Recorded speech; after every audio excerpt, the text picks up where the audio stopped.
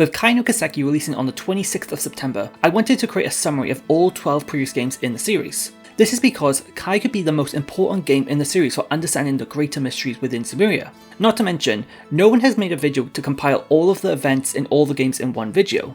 Though summarising 12 long JRPGs is no easy feat, I want to shout out Lady Vigilia and the Kiseki wiki, as both were an excellent frame of reference while making this video. Since I've tried to condense these games as much as possible, I'll only be covering the main story, so this video is in no way a replacement for playing the games themselves. With that out of the way, let's start with the game that started it all.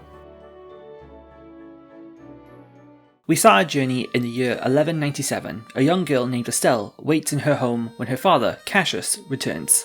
It's only when Cassius reveals that he brought back an injured boy with black hair and amber eyes. The boy's name is Joshua, and Cassius explains that he will be Estelle's new adopted brother. We jump 5 years into the future. Estelle and Joshua meet up with Scheherazade at the Bracer Guild to undergo the Junior Bracer exam. Estelle and Joshua venture into the sewers, defeat monsters and obtain their client's item and return to the surface. Scheherazade informs them that they've passed the exam and are now junior bracers. Soon after, the guild receptionist, Aina, is panicked after 2 kids have been spotted around Esmeralda's tower, which is known to have monsters lurking. Estelle and Joshua make their way to the tower and manage to catch up to the children before they can get hurt. However, from Estelle's lack of experience, she almost gets ambushed by a monster from behind. Luckily, she is saved by Cassius, whom Aina managed to contact after talking with Estelle.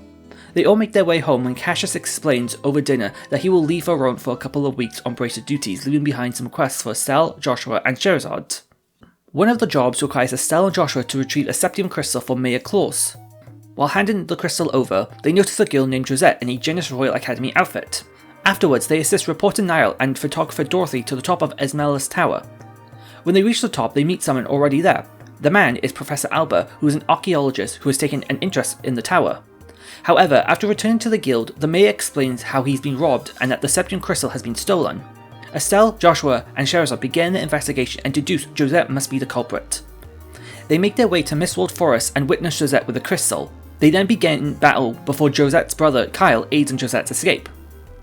After returning the crystal to the mayor, Estelle and Joshua get a recommendation from the Roland Branch of the Bracer Guild. Suddenly, the guild receives a message from the Bose branch informing that the airship Lind has gone missing, the same airship Cassius was on. Estelle, Joshua and Scheherazade decide to make their way to the Bose region to investigate. Before leaving, Estelle opens up to Joshua about how she lost her mother during the 100 Days War a decade prior. Upon arriving to Bose, they head to the Bracer Guild where receptionist Legrand updates them on the disappearance of the airship. General Morgan is investigating the issue, but refuses to share the details with the general public or even the guild, as the army and the guild have a complicated relationship. Therefore, the three focus on helping Mayor Mabel's request to ask for details on the case from Morgan, as it's affecting the market price. The three make their way to Haken Gate, concealing the fact that they are bracers, where we find out that the airship was hijacked by the Kapoor family, the Sky Bandits that were involved last chapter. Unfortunately, Estelle slips up and makes Morgan aware that they are bracers, which causes him to throw them out. Scheherazade and Morgan begin to bicker before they are interrupted by Olivia, a travelling bard from Erebonia.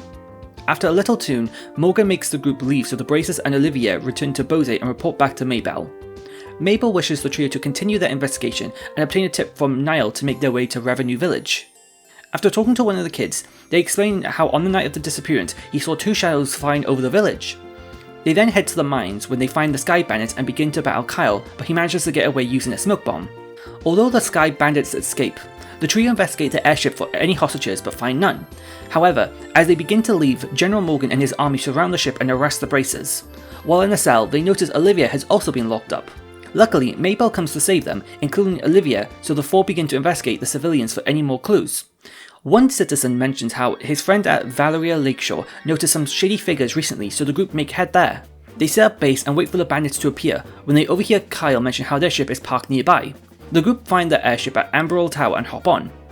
The group ends up at the Sky Bandits' hideout at Nabar Valley and begin to rescue the hostages. However, after saving all the hostages, Estelle notices how they haven't come across Cassius anywhere. The hostages then mention that Cassius actually got off the lynch before it took off. Before fighting, Josette and Kyle notice that Dawn is acting more violent than usual. Only after the group defeat the siblings does Dawn's personality go back to normal. The army then arrives and arrests the Sky Bandits, so the group returns to the Bracer Guild where they receive their second recommendation. While at the guild, Estelle receives a letter and a parcel. The letter is from Cassius and explains that he will be away on Bracer's work and won't be back before the Queen's birthday. They then open the parcel where they find a black ornament and a letter attached from a person called K, asking them to bring this black ornament to Professor R. Confused by all of this, they decide to continue their bracelet duties across the borough. Olivia and Scheherazade say their goodbyes as they leave via airship. Though on their journey, Scheherazade catches Olivia talking to someone on what looks like an artifact, which she calls him out on as he has no right of owning them as they belong to the Septian Church. Estelle and Joshua arrive at Rouen where they bump into a boy named Clem who pickpockets Estelle's bracelet badge. They track the boy down at Mercia Orphanage and retrieve the badge.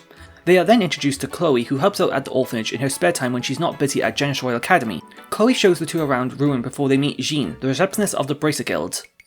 The next day, Jean informs the two that the orphanage had burnt down the night prior, though luckily everyone was able to escape. The two are then tasked with investigating the fire. With the assistance of Chloe, they meet with the matron at Menorah Inn, who explains a man with silver hair saved her and the children.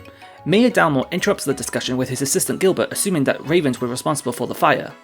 Overhearing this, Clem makes his way to the Ravens' hideout, which causes Estelle, Joshua, and now Chloe to assist in defending them before Agate, an ex-Raven member, attacks their leader. The four head back to the guild when Agate takes over the investigation, which allows Estelle and Joshua to help out with the Jeunesse Royale Academy festival. With the school play finished, the school offers Teresa the money that they raised to help rebuild the orphanage. However, while walking back, Teresa was ambushed and the money was stolen. Joshua deduces that sleeping powder was used, so she should be safe.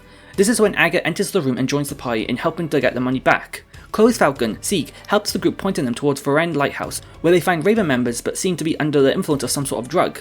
The group make their way to the top where they find Gilbert pulling the strings, who with Delmar had planned to burn the orphanage down for the estate. The Jaegers end up betraying Gilbert by shooting him and making a run for it. Agate chases them while Estelle, Joshua and Chloe head back to Teresa to return the money. The next day, Estelle and Joshua inform Jean what happened, which causes him to get the royal army involved to arrest Dalmor. After catching Dalmor trying to sell the estate to Duke Dunan, this causes Dalmor to release monsters on the group. After defeating them though, Dalmor uses his final trick by using a Cronus Rod, an artifact that has the ability to paralyze a person's mobility. Before getting shot, the black ornament that Estelle carries activates and neutralizes the Cronus Rod, causing the group to chase Dalmor. Upon sailing away, the Arsail, the Royal Guard ship, prevents him from escaping. However, upon being arrested, Dalmor claims to have no recollection of the events that had transpired. Estelle and Joshua make their way to the Bracer Guild where Jean congratulates them and provides them with their third recommendation. Chloe walks Estelle and Joshua to the Air Letten, wishing them the best of luck, though she makes mention that she might see them in Gransel as she'll be visiting her family during the Queen's birthday. As the two walk towards Zeiss, they bump into a girl with blonde hair. They keep an eye on her before defending her from some monsters. The girl's name is Tita and she actually works for the Zeiss Central Factory, so she guides them towards the city of Zeiss before returning to work. Estelle and Joshua meet Kilika, the guild receptionist who writes the letter of introduction to the head of Zeiss Central Factory. The two meet up with Murdoch to show him the ornament and letter. He recognises that Professor R is Professor Russell and sends them to meet him. Tita is actually the granddaughter of Professor Russell, so she takes them to her home. However, when she tries to introduce them to her grandfather, Russell is too absorbed in his work to notice them.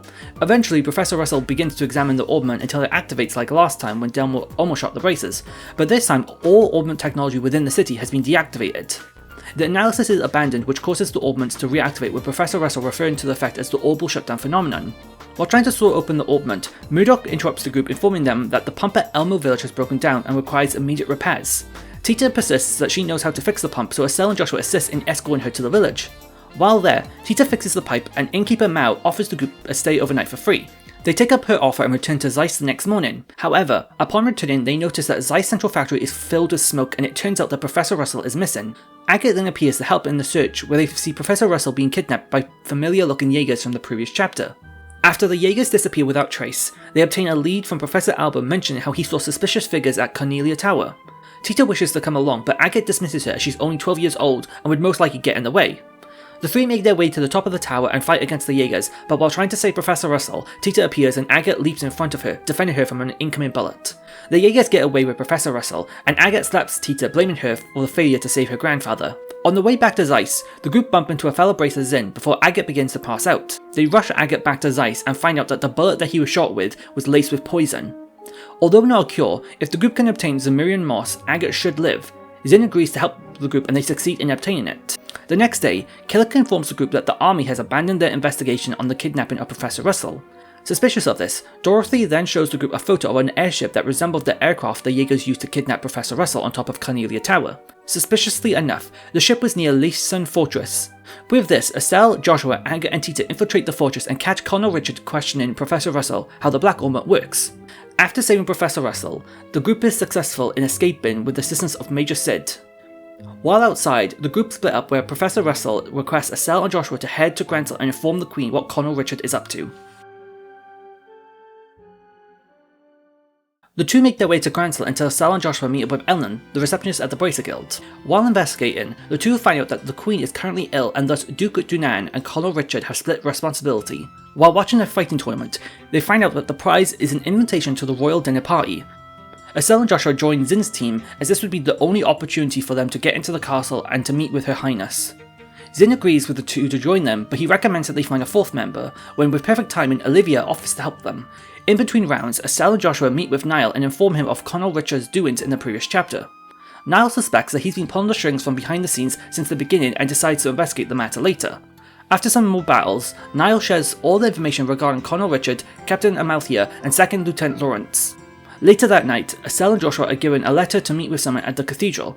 This turns out to be 1st Lieutenant Swartz, who we met at the end of chapter 2.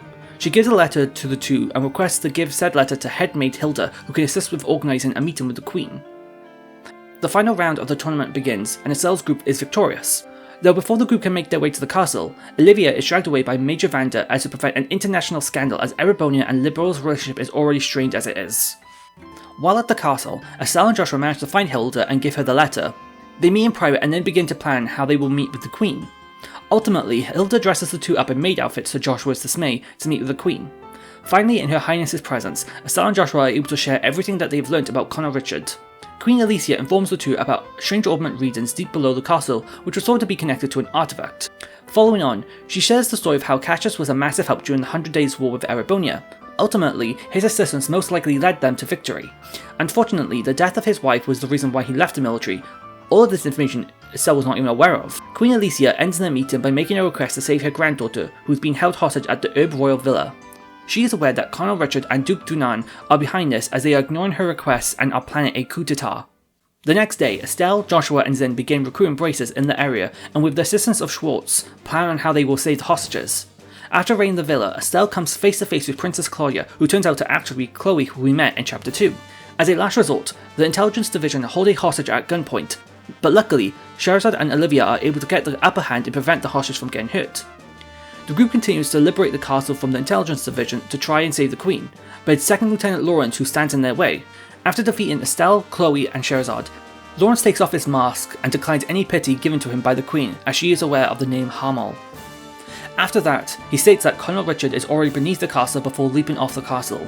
With that, everyone regroups and head towards the depths of the castle to meet with Colonel Richard and stop his plan. After catching up with him, Richard explains that compared to Erebonia and Calvard, Liberal is a small country with limited military power. Therefore, by obtaining the power of one of the 7 Septarian, Liberal would wield the power to prevent a war like the 100 Days' War from happening ever again. However, Joshua questions Richard as there's no way he should possess the knowledge that he has, but he, just like Don Capua and Mayor Delmore, is unsure how he obtained this information. After fighting Richard, the Black Orment activates and an archaism approaches them with the goal to kill them.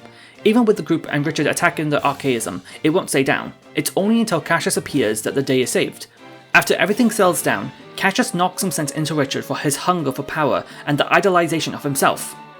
He then explains that he himself was not the sole reason for Liberal's survival, but instead it was the cooperation of everyone within the military. A week later, the Queen's celebration is in full swing, with Estelle and Joshua receiving their final recommendation from Elnan, promoting them to senior racers. While the two rest, Professor Alba approaches Joshua, who is on his own, where he reveals that he was actually the mastermind behind everything. Professor Alba was just an alias. His real name is George Weissman, the 3rd Angus of Ouroboros. He was the one who manipulated people's memories, and the way he was able to do it was by having Joshua as his puppet. Joshua is actually Enforcer 13 and was under the control of Weissman, who spied on Cassius' every move. That night, Joshua opens up to Estelle about his past. He shares that an incident had left him without a heart. It wasn't until a man who was able to fix him that the man shaped Joshua into becoming an assassin who would kill with no remorse. That was until one day he was assigned to assassinate Cassius Bright, but he was no match for him. Upon being defeated, Cassius would save him by bringing him to their home and adopting him into the Bright family. It's only until Joshua hands over his harmonica and plans to leave that Estelle confesses her love to him. He goes in to kiss Estelle, but laces it with a sedative. This causes Estelle to fight to stay awake before Joshua bids his goodbye.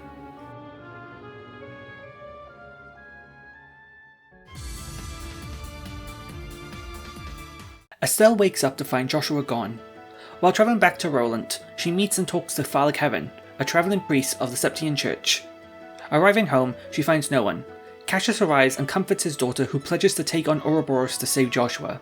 Cassius supports her by sending her to a training camp for bracers in Le Mans, the state where the Bracer HQ is located. Estelle, alongside Annalise, one of the bracers she met at the tournament, trained together over the course of 2 months. After completing their training, the two return to Grantil and Estelle begins her journey to locate Ouroboros. We as the player then witness a meeting between Weissman, Lawrence, whose real name is Louvet, and Campanella, enforcers of Ouroboros at an unknown location within Liberl.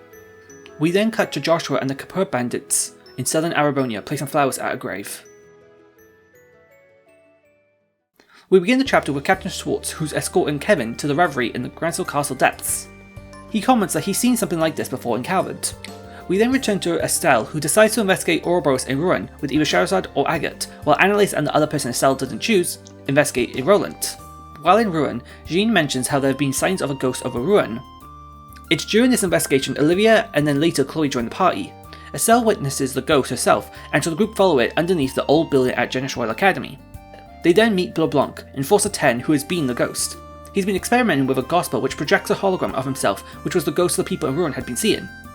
Upon defeating the archaism he summoned, Blanc flees and Estelle and co return to the guild, where they are tasked with moving to Zeiss to continue their investigation. We then see Blanc and Louvet talking in the night about these experiments, before they are interrupted by a presence and disperse. Luckily, Kevin, who was eavesdropping, was not caught. When Estelle and co arrive in Zeiss, they experience an earthquake. They meet with Kilika, who informs them that multiple earthquakes have hit the Zeiss region recently, but no other region has experienced such a thing. She wishes for them to investigate the phenomenon. Professor Russell theorizes that someone is manipulating the septium veins, which causes Tita to join the group. After some research, Professor Russell deduces that the origin of the earthquake seemed to be around Elmo village. Estelle and co then stumble upon a cave near the village where they meet a man. His name is Walter, Enforcer 8, who has been using a gospel to trigger the earthquakes before summoning creatures to attack the group. After defeating them, Walter strikes the group and with only a single hit has them all on their knees before Zin jumps in to save the group. When the group returns to the guild, they are ordered to move to Grantil to continue their investigation. While on their way to Grantil, Zin explains to Estelle that he and Kilka once knew Walter as they all studied the same title cell of martial arts. However, Walter began to seek more power before killing their master, Kilka's father, and then leaving. After arriving in Grantil, Elnan informs the group that there's a child who is missing her parents at the Herb Royal Villa.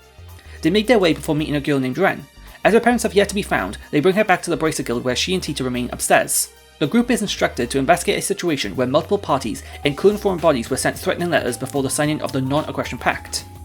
This is an agreement where Liberal will share their technology with Erebonia and Calvert to prevent violence and invasions from both superpowers, especially in regard to the state of Crossbell. After a failed attempt of finding the sender of these threats, nor Ren's parents, the group decide to think things over.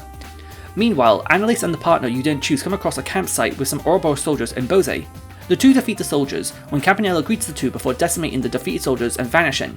We then find out Joshua and the Kapur family again defeating the same kind of soldiers. The next day, Estelle and co have to find a missing Ren before finding her. Before entering the guild, Ren gives Estelle a letter who said was given to her by a boy with black hair. Estelle believes this to be Joshua and goes to Gurun Gate after reading the letter. However, she finds Kevin, who had a similar letter before both are assaulted by archaisms, but managed to defeat them. Estelle and Kevin bump into Philip, who is looking for the Duke, but when they return to the guild, they find everyone unconscious. They find a letter explaining that the Duke and Ren have been taken hostage, so Estelle, Kevin and Scheherazade head to the warehouses where ex-Captain Amalthea plans to invade Grantil Castle with an orbital tank demanding the release of ex-Colonel Richard. It's not until the Royal Army try to stop her that Canon uses a gospel to trigger a similar orbital outage seen back in first chapter. However, Kevin uses a Kronos rod confiscated from Mayor Delmore to disable the gospel. Julia then joins the party where the group defeat the tank and Duke Dunan is free. But when Estelle questions where Ren is, Canon is confused until Ren is spotted above the warehouse and reveals that she is the mastermind behind everything that had happened, from the threatening letters, knocking the guild unconscious, and the kidnapping of the Duke. For she is Ren, Enforcer 15 of Ouroboros, before taking her leave with Patamata, a giant mech that she views as her true guardian. Everyone returns to the guild where Kevin reveals that he's actually a Dominion. These are individuals part of the Grolls Ritter, which is part of the Septium Church, who are responsible for hunting heretics and people who use artifacts. Kevin trusts the group with this information as it's not widely known, but more importantly, he was tasked with investigating Ouroboros, so they should team up. Before heading to Bose to continue their investigation, Dorothy shows Estelle a picture she caught the night before. In the photo shows Joshua with the Capur family flying their bobcat. En route to Bose, the airship is forced to stop at Roland due to heavy fog. While at the guild, Mayor Claus storms in alarmed that multiple people within the city have been falling unconscious since the fog has loomed over the city. Estelle and co begin to investigate the phenomenon until they get a lead from a bracer about hearing a bell near Mistwald. The group make their way through the forest when they are surrounded by fog and feel like as if they are going in circles, until they find a gospel on a giant tree. But before they can grab it, the whole group fall unconscious and we see Estelle have a dream where she was younger when her mother was still alive. After waking, Luciola, Enforcer 6, makes her introduction to the group. Scheherazade is surprised as Luciola was like a sister to her as they both came from the same travelling circus. Luciola was using the gospel with her illusion magic to cast the fog over Roland and putting the residents into a deep sleep, though the figure in front of them was only an illusion herself. We then see Louvet and Weissman enter a cave preparing for the final experiment. Estelle and co make their way to Bose where Legrand warns the group that a dangerous monster has been appearing recently within the area. All of a sudden, they hear a powerful roar and run outside to witness Louvet riding a dragon and crashing on top of the Bose market. Louvet introduces himself as the group as Enforcer 2 before running away with Agate chasing the dragon down. The guild then receives a call from Ravennew village of the dragon attacking, but before the group can arrive, the dragon had already charred all of their crops before heading north. Agate manages to catch up to Louvet and the two begin to duel, but Agate is no match for Louvet before snapping his blade in two. The group catch up to Agate before the military make their arrival, but Louvet and the dragon escape. General Morgan warns the Bracers to not get too involved, which causes Agate to target his frustration at the man for the military's inability to save people before collapsing. Back at the village, the general explains that during the 100 Days War, Ravennew village was caught up in the Erebonian invasion, and this caused the death of many people, including Mishka Krosna, Agate's little sister. General Morgan then agrees to work with the Bracers to handle the dragon problem. With the help of the Royal Army's Arsail, they use tranquilizers to sedate the dragon. But when they think they have got the dragon under control, a gospel triggers the dragon to awake and fly away, while the Arsail chases the dragon. Even at the top speed, the dragon gets away. The group make their way to Nabar Valley and they find the dragon, and after a long battle break the gospel free in the beast. He then introduces himself as Ragnar, the holy beast of the Septarian, before apologizing for what he had done and flies away. Legrand gets intel from Kurt that they believe they know the location of Ouroboros' hideout. However, since the group had been working so hard recently, he recommends that they take a break at Valeria Lake. They rest until Kurt appears injured and lacks part of his memory once again, until Karen steps in to help him using thaumaturgy. Kurt then explains that Ouroboros' base is located off the lake and has remained hidden using a projection. However, the other members of Kurt's squad were defeated after they attempted to infiltrate the facility but were defeated. Estelle, Kevin, and two allies of your choosing make their way through the hideout and manage to find and cure Grant, Kana, and Annalise before stumbling across Joshua. However, this is a decoy and Weissman knocks the group out using gas and kidnaps Estelle, bringing her onto their ship, the Glorious. Estelle awakes and is greeted by Ren, who takes her to meet Weissman. He introduces himself as Anguis III of Ouroboros before the other enforcers appear and invite Estelle to join their ranks. Estelle returns to her room where Louvet explains that she is unfit to be an enforcer as she lacks the darkness to become one. He then begins to share the source of his darkness. 10 years ago, Louvet lived with Joshua and his sister Karen in a small village called Hamal in Erebonia. However, one night the village was attacked and while trying to escape, he bore witness to the death of Karen who he loved, who had shielded Joshua. As the men raiding the village had Liberalian weaponry, Erebonia declared war with Liberal, which then sparked the 100 Days War. But in reality, those men were not Liberalians, rather they were Jaegers hired by warhawks within the Empire who wanted a reason to invade Liberal. As a result, Erebonia executed those involved with the scheme and made a pledge with Liberal to never make mention of Hamal by pretending that the village was destroyed by a landslide instead. Soon after, Estelle plans to escape but is stopped by Gilbert, who has joined the Enhanced Jaegers. But then, Joshua disguised as an Enhanced Jaeger comes out to help Estelle, where the two make their way to hijack an airship and escape. They end up landing on Gull Seaside Way before the two have a heart-to-heart conversation where Estelle refuses to let Joshua go and for the two to promise to protect one another. Estelle and Joshua reunite with the whole group at Gransell Castle. That is, until Julia interrupts their reunion to inform Queen Alicia that something strange is happening with the Tetrasilic Towers. Before the group can begin their investigation, Olivia leaves as he is needed back in Erebonia. Estelle and co begin to investigate each tower with the interiors having been completely changed, with the space warping their surroundings. At the top of each tower, a previous enforcer awaits for them. The first is Blue Blanc, then Walter, then Luciola, and finally Ren. After facing against all of them, the group return to the Arsail, where they are interrupted by Weissman, who tells them to head to the deck to bear witness to a real miracle. The entire group rush outside, where a floating city unravels from another dimension over Valeria Lake. Professor Russell demands Julia to land the Arsail, who does so in the nick of time, as the floating city begins to expel a force that absorbs all orbit power over the entire country of Liberl and the borders of Erebonia and Calvard. And in the distance, the Glorious is seen flying towards the city, unaffected by the orbital blackout as Weissman and the other enforcers gawk in amazement over the power of a Septarian. Since Liberl relied on orbital energy for many things, the citizens are, as you expect, very annoyed as all public transport has stopped working and this is affecting the economy as nothing can be traded. Luckily, Professor Russell has developed a zero-field generator which reverses the effect of the orbital shutdown phenomenon in a small area. He proceeds to give Estelle and Co 6 of these generators, as it's in their mission to travel across the Liberl to hand over one for each Bracer Guild in each region. After providing the guild branches at Roland, Bose, Ruin, and Zeiss, the group head for Gransel. But while on their way, Ouroboros begin the invasion of Gransel, with them wiping out the royal guards with ease as they head towards the castle. By the time the group get to Gransel, the city is in flames and the enforcers have infiltrated the castle. By the time the group catches up, Queen Alicia and Princess Claudia are held captive. Though luckily, with the help of Sid and Alan, both are rescued. The enforcers then make their leave. However, before the group can take a breather, they hear reports that Erebonia has approached the border at Hacking Gate with steam tanks. Princess Claudia goes as representative of Liberl, while the group go as her escorts. General Morgan questions what Erebonia is doing as they had signed the Non-Aggression Pact. However, General Vander explains southern Erebonia has been affected by the orbital shutdown phenomenon as well. Princess Claudia intercepts their conversation by explaining that the Liberlian army has already dealt with Ouroboros' plans already. However, the Prince of Erebonia, Prince Olivert, makes his appearance and counters Princess Claudia's point. Ultimately, with the help of Estelle, they are able to convince Olivert to give Liberl enough time to deal with the floating city before Erebonia's intervention.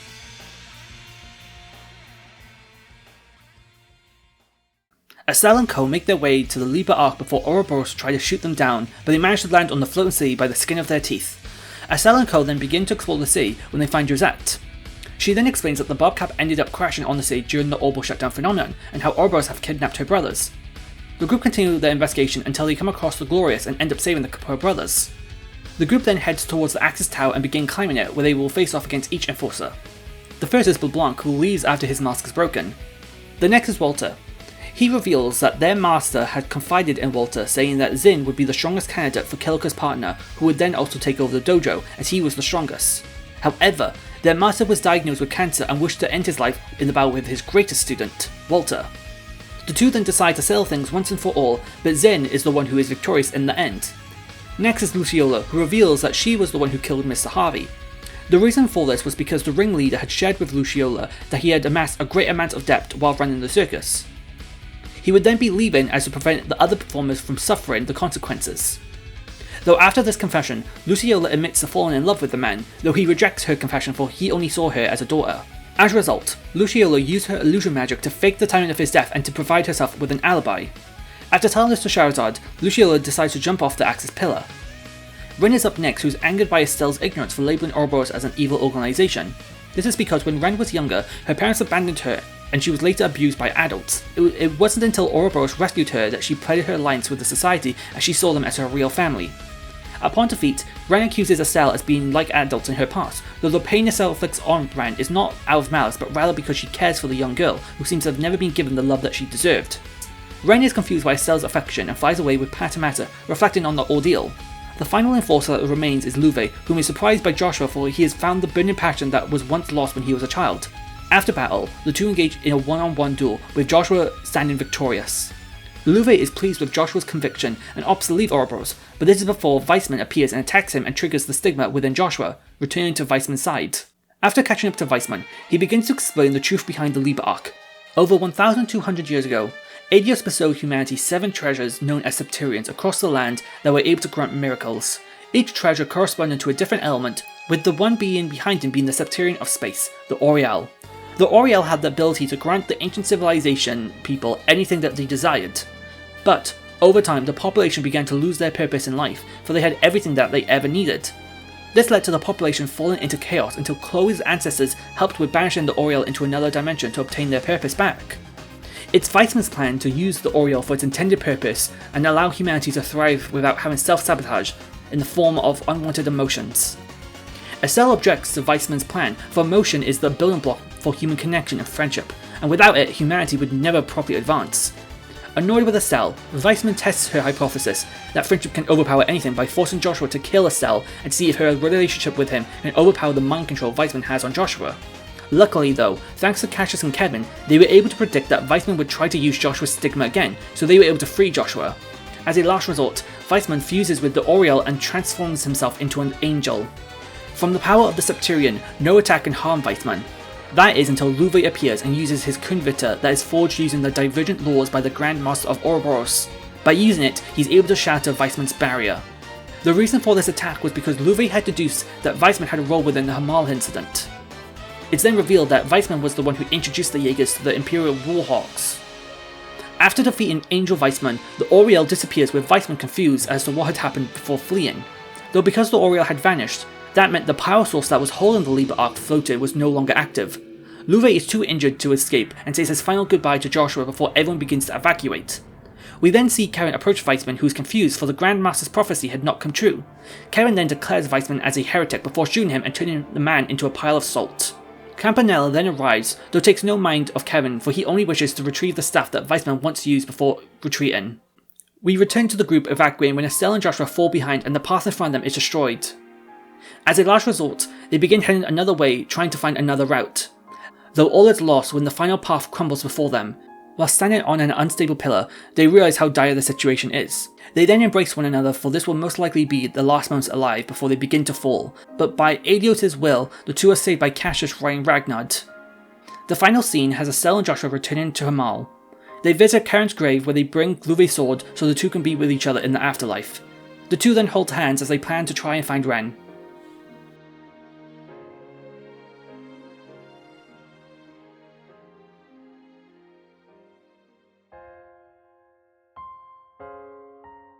After the Liber Arc incident, Estelle and Joshua work alongside another bracer called Toval as Jester Jaegers seem to be active in Erebonia again. The trio end up in a town called Alster where they bump into a girl called Telia. Estelle explains to Telia that alongside the Jester quest, they are looking for a girl called Ren. Telia resonates with Estelle as she is still waiting for her brother Kai to return home. Joshua and Toval then hear word that the Jaegers are stationed at a fortress. However, they possess an artifact that is in the form of a ring. While raiding the fortress, Estelle ends up fighting someone who doesn't seem to be a Jaeger but rather a bracer. They first believe that the man is hypnotized, but Toval believes that it could be due to the artifact. All of a sudden, a giant monster attacks the trio. While fighting, they notice a young boy with a ring who seems to be controlling the monster. Estelle identifies that that is Tilia's brother, but the three retreat for the monster is too strong. They then realise that the artifact has the ability to steal a person's soul and make them a slave to the ring. This is seen with the colourless eyes. However, Estelle saw that Kai still had some colour in his eyes, so it could be possible that if they remove the ring, they might be able to save him. Toval uses his arts to fight the monster. Estelle distracts Kai while Joshua steals the ring. They successfully save Kai, who explains that someone had given him the ring, but that's when he began to hear voices that detailed all the sins in his heart, that he began to fall into darkness. That's when Estelle questions where Joshua is, where we see the ring exposing Joshua's sins while he sees all the bodies of all the victims that he was responsible for when he was an assassin. However, Estelle is able to break Joshua out of the Judgement, where she then carries the ring. Though because Estelle carries no sins, she's unaffected by the ring and as such, the four of them are able to escape the fortress.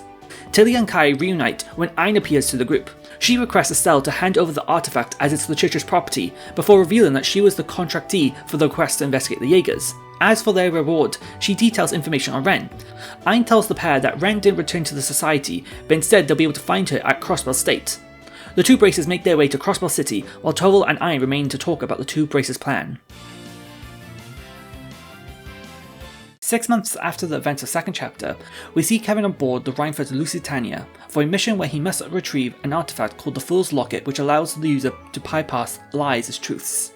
Kevin triggers the security after obtaining the artifact and begins to head for the host before knocking him out. He then jumps off the aircraft with the man in his arms. Kevin successfully lands on the Merkabah before he receives a message from Einzelnut, the head Dominion, requesting Kevin to collect an artifact found within the Brill. As such, Karen heads to Gransell Cathedral alongside Sid and Erica Russell, Tia's mother, as they go into the depth they arrive in the primal ground. It's here where Karen analyses the artifact, trying to deduce if it's still active or not. for if it's inactive, then he can hand it over to Erica to try to understand ancient augment technology. It's revealed that the artifact was found in Valeria Lake after the Liber Arc had fallen when the Oriel disappeared. It's only when Sister Reese arrives that the artifact shows its true self, with the church then confiscating the artifact. Afterwards, Kevin and Reese leave the cathedral and catch up as it's been 5 years since they last met. Reese had recently been promoted to Squire, who are the people who help support the Dominion on their missions before they both realise someone is spying on them. They make their way to the port to corner the spy and it's revealed to be Gilbert. After Reese and Kevin defeat him, a masked man makes his appearance and the artifact that was collected begins to activate, transporting everyone into itself. Kevin and Reese find themselves in another dimension in an area called the Hermit's Garden. They begin to explore the first plane until they find a shining stone. They take the stone back to the Hermit Garden where Tita is released from the stone. She joins the group and they later find Julia in a similar stone. Eventually, all four find themselves face to face with one of the 77 devils mentioned in the church's testaments. Upon slaying the devil, the same masked man from before appears and introduces himself as Schwarzritter, and makes mention that they are in a world known as Phantasma. He warns the group that his lord wishes to see the group suffer while in this world before fleeing. The group make their way to the second plane, which is an identical copy to Grancel, but with fiends scattered around. They end up finding Mueller, Josette, and Joshua within the plane before making their way to Grancel Castle when they come across a spirit that gives them a key, which allows them to access the castle depths.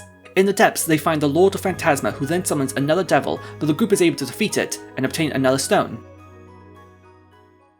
Chloe appears to be the person that was in the stone. The group split up into two groups of 4 as they split in to explore the third plane.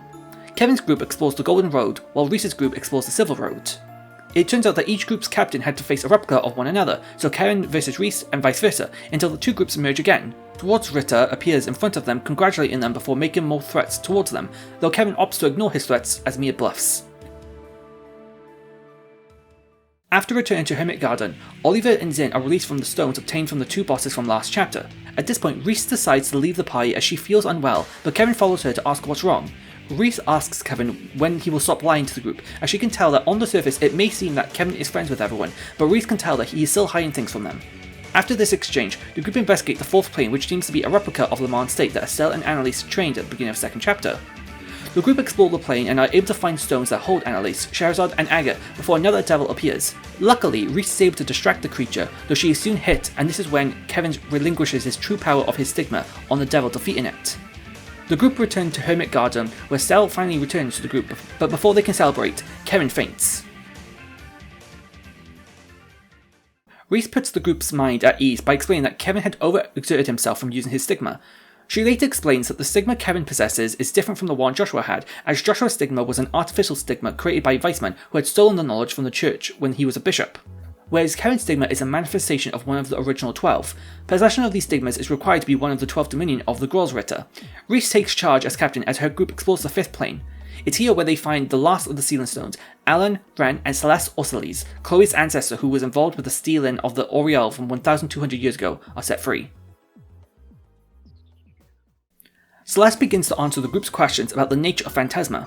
The first is that Phantasma was created by the Oriel as a way to grant the ancient civilization their wishes by replicating the real world.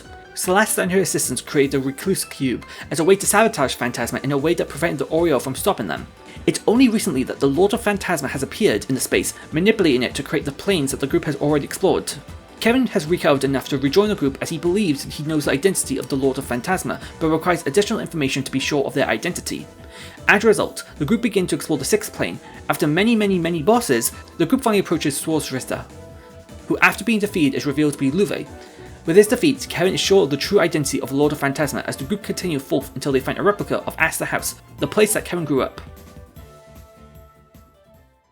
After unlocking the secret passageway, the group find another primal ground underneath the location. As the group is walking, Kevin begins to explain his relationship to the location.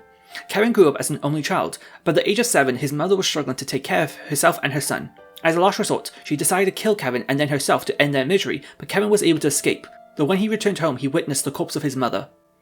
Kevin would live on the streets for the next year until two girls spotted him. This was Reese and her older sister Rufina. The two decided to take the boy with them to Astor House, which was an orphanage run by the church, where he lived for the next 5 years. When he was 16, Kevin decided to become a squire of the church. He would then be trained by the Dominion Rufina swore loyalty to, Einselnut, Dominion 1 of the Grolsritter. Kevin would successfully become part of the Congregation of Divine Worship. Though one day, Kevin would be told that the Jaegers had targeted Astor House, so he decided to rush ahead on his own. The problem arises when Reese was held captive in the primal ground and her captor witnessed Kevin, who would then pick up the Spear of Loa artifact. This caused the man to transform into a monster that Kevin had no chance against. Though with Reese close to death, Kevin's stigma emerged and made Kevin lose control. Kevin's stigma had the ability to kill the man, but Kevin was overwhelmed with this new power that by the time Rufina had entered the room, it was too late as she embraced Kevin before being killed by him. As Kevin had manifested a stigma, he was then promoted to Dominion 5, even though he'd killed the head knight of the Girls' Ritter. Reese is shocked by the news as Rufina's cause of death was left vague as to simply dying on a mission. Although Reese is angry with Kevin, it's not because he was the one who killed her sister, but rather because Kevin had decided to carry this burden on his own without confiding in her. She then deduces that Kevin doesn't hunt heretics to uphold Rufina's wish, but rather as a form of punishment Kevin inflicts upon himself. And on cue, the Lord of Phantasma reveals theirself, where Kevin calls out Rufina to stop wearing the mask. Reese denies that the Lord of Phantasma is really Rufina, as she would never wish to comply with Kevin's punishing himself like this. Rufina then summons a portal below Reese that swallows her up before Kevin jumps into the same portal, where the two fall into Plane 7, a replica of Gehenna. The two make their way through Gehenna, where Kevin is forced to face some of the previous victims that he had witnessed in his life. They finally encounter Weissman, but Kevin's stigma finally evolves, reflecting a white light that demonstrates Kevin has overcome his trauma of forcing himself to appear happy on the surface to not be a burden for others. The two are able to defeat Weissman and the two devils when the rest of the group manage to find their way to the plane to help the pair. Everyone returns to the Hermit Garden where Kevin explains everything that had happened up to this point. Celeste then informs the group that she has found Rufina's location at the wasteland of Phantasma. Everyone then aboards the Arsail and fly through the plains until they reach Castle Phantasmagoria. Everyone splits into 4 groups of 4, where a copy of the Reverie, Patamata, and Ragnar must be fought. Kevin's group then approaches Rufina, who questions how they propose they will defeat her. That is until Kevin points out that this is in fact not a copy of Rufina, but rather a copy of Kevin's own stigma. After defeating the stigma, the real copy of Rufina is released, which allows Kevin and Reese to have one final conversation. This is due to the final fragment of the stigma remains within Rufina and will not be destroyed. After realizing that he doesn't need to carry the burden alone, Kevin invites Reese to help shoot Rufina with his crossbow so they can share the pain together. Everyone reunites and the exit of Phantasma has finally been unlocked.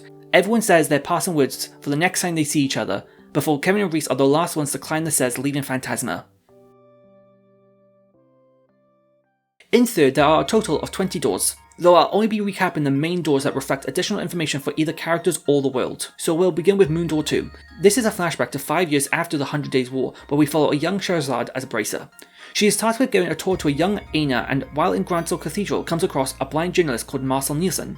He is able to deduce that Scheherazade is a bracer just from her heir alone. However, Jaegers try hunting Aina down for her inheritance. As a result, the two end up going on a wild chase trying to avoid them. Scheherazade then shares with Aina that when she was younger, she lived in the slums where the only way she was able to survive was by stealing from the rich.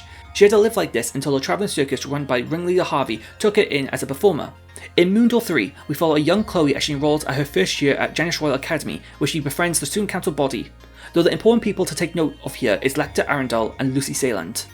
Next is Sun Door 1. This provides the backstory of the Kapur family, for they once were Erebonian nobility until one day a merchant by the name of Minith conned the Kapurs out of their savings and forced them to become sky bandits. Then there is Star Door 4 that focuses on Kilka, as Elsa has invited her to join the Rocksmith Agency. This is an intelligence division that reports directly to President Rocksmith in Calvert. Kilka ends up accepting this offer, as since the death of her father, she has struggled to find her place in the world. The most dark door is easily Star Door 15, which details Ren's experience in a place known as Paradise.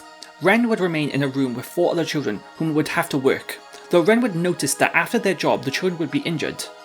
The children would try to protect Ren from working, though in the case that she was ever requested, they would give her tips that prioritised the customer that had requested her above anything else.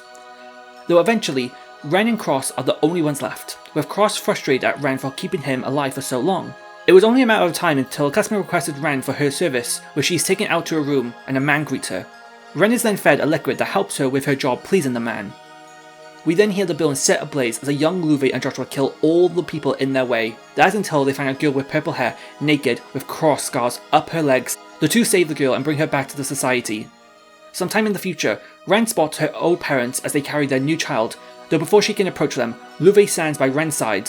Ren decides that they are not worth the hassle, as she has a society in Patamata who are her real family. If we move to Star Door 8, this is where Olivert and Queen Alicia are talking before Chancellor Osborne from Erebonia with his secretary, Lecter, make a shocking visit. Osborne and Olivert begin to have a private conversation over the current political situation within Erebonia. Although Osborne and Oliver both share a resentment towards the noble faction held by the four great houses, Oliver is quick to point out how Osborne uses very questionable tactics. Osborne has a record of annexing neighbouring regions of Erebonia by making deals with said regions by expanding the railway network to improve their trade before they soon have to rely on the country. Although Osborne invites Oliver to his cause, Oliver declines the offer as he suspects that Osborne is already working with Ouroboros as seen with Erebonia's response when the Liber Arc first appeared. Oliver eventually challenges Osborne to see who will come out on top for facing against the noble faction. Stardoll 13 then sheds light as to what Cassius was up to at the beginning of first chapter.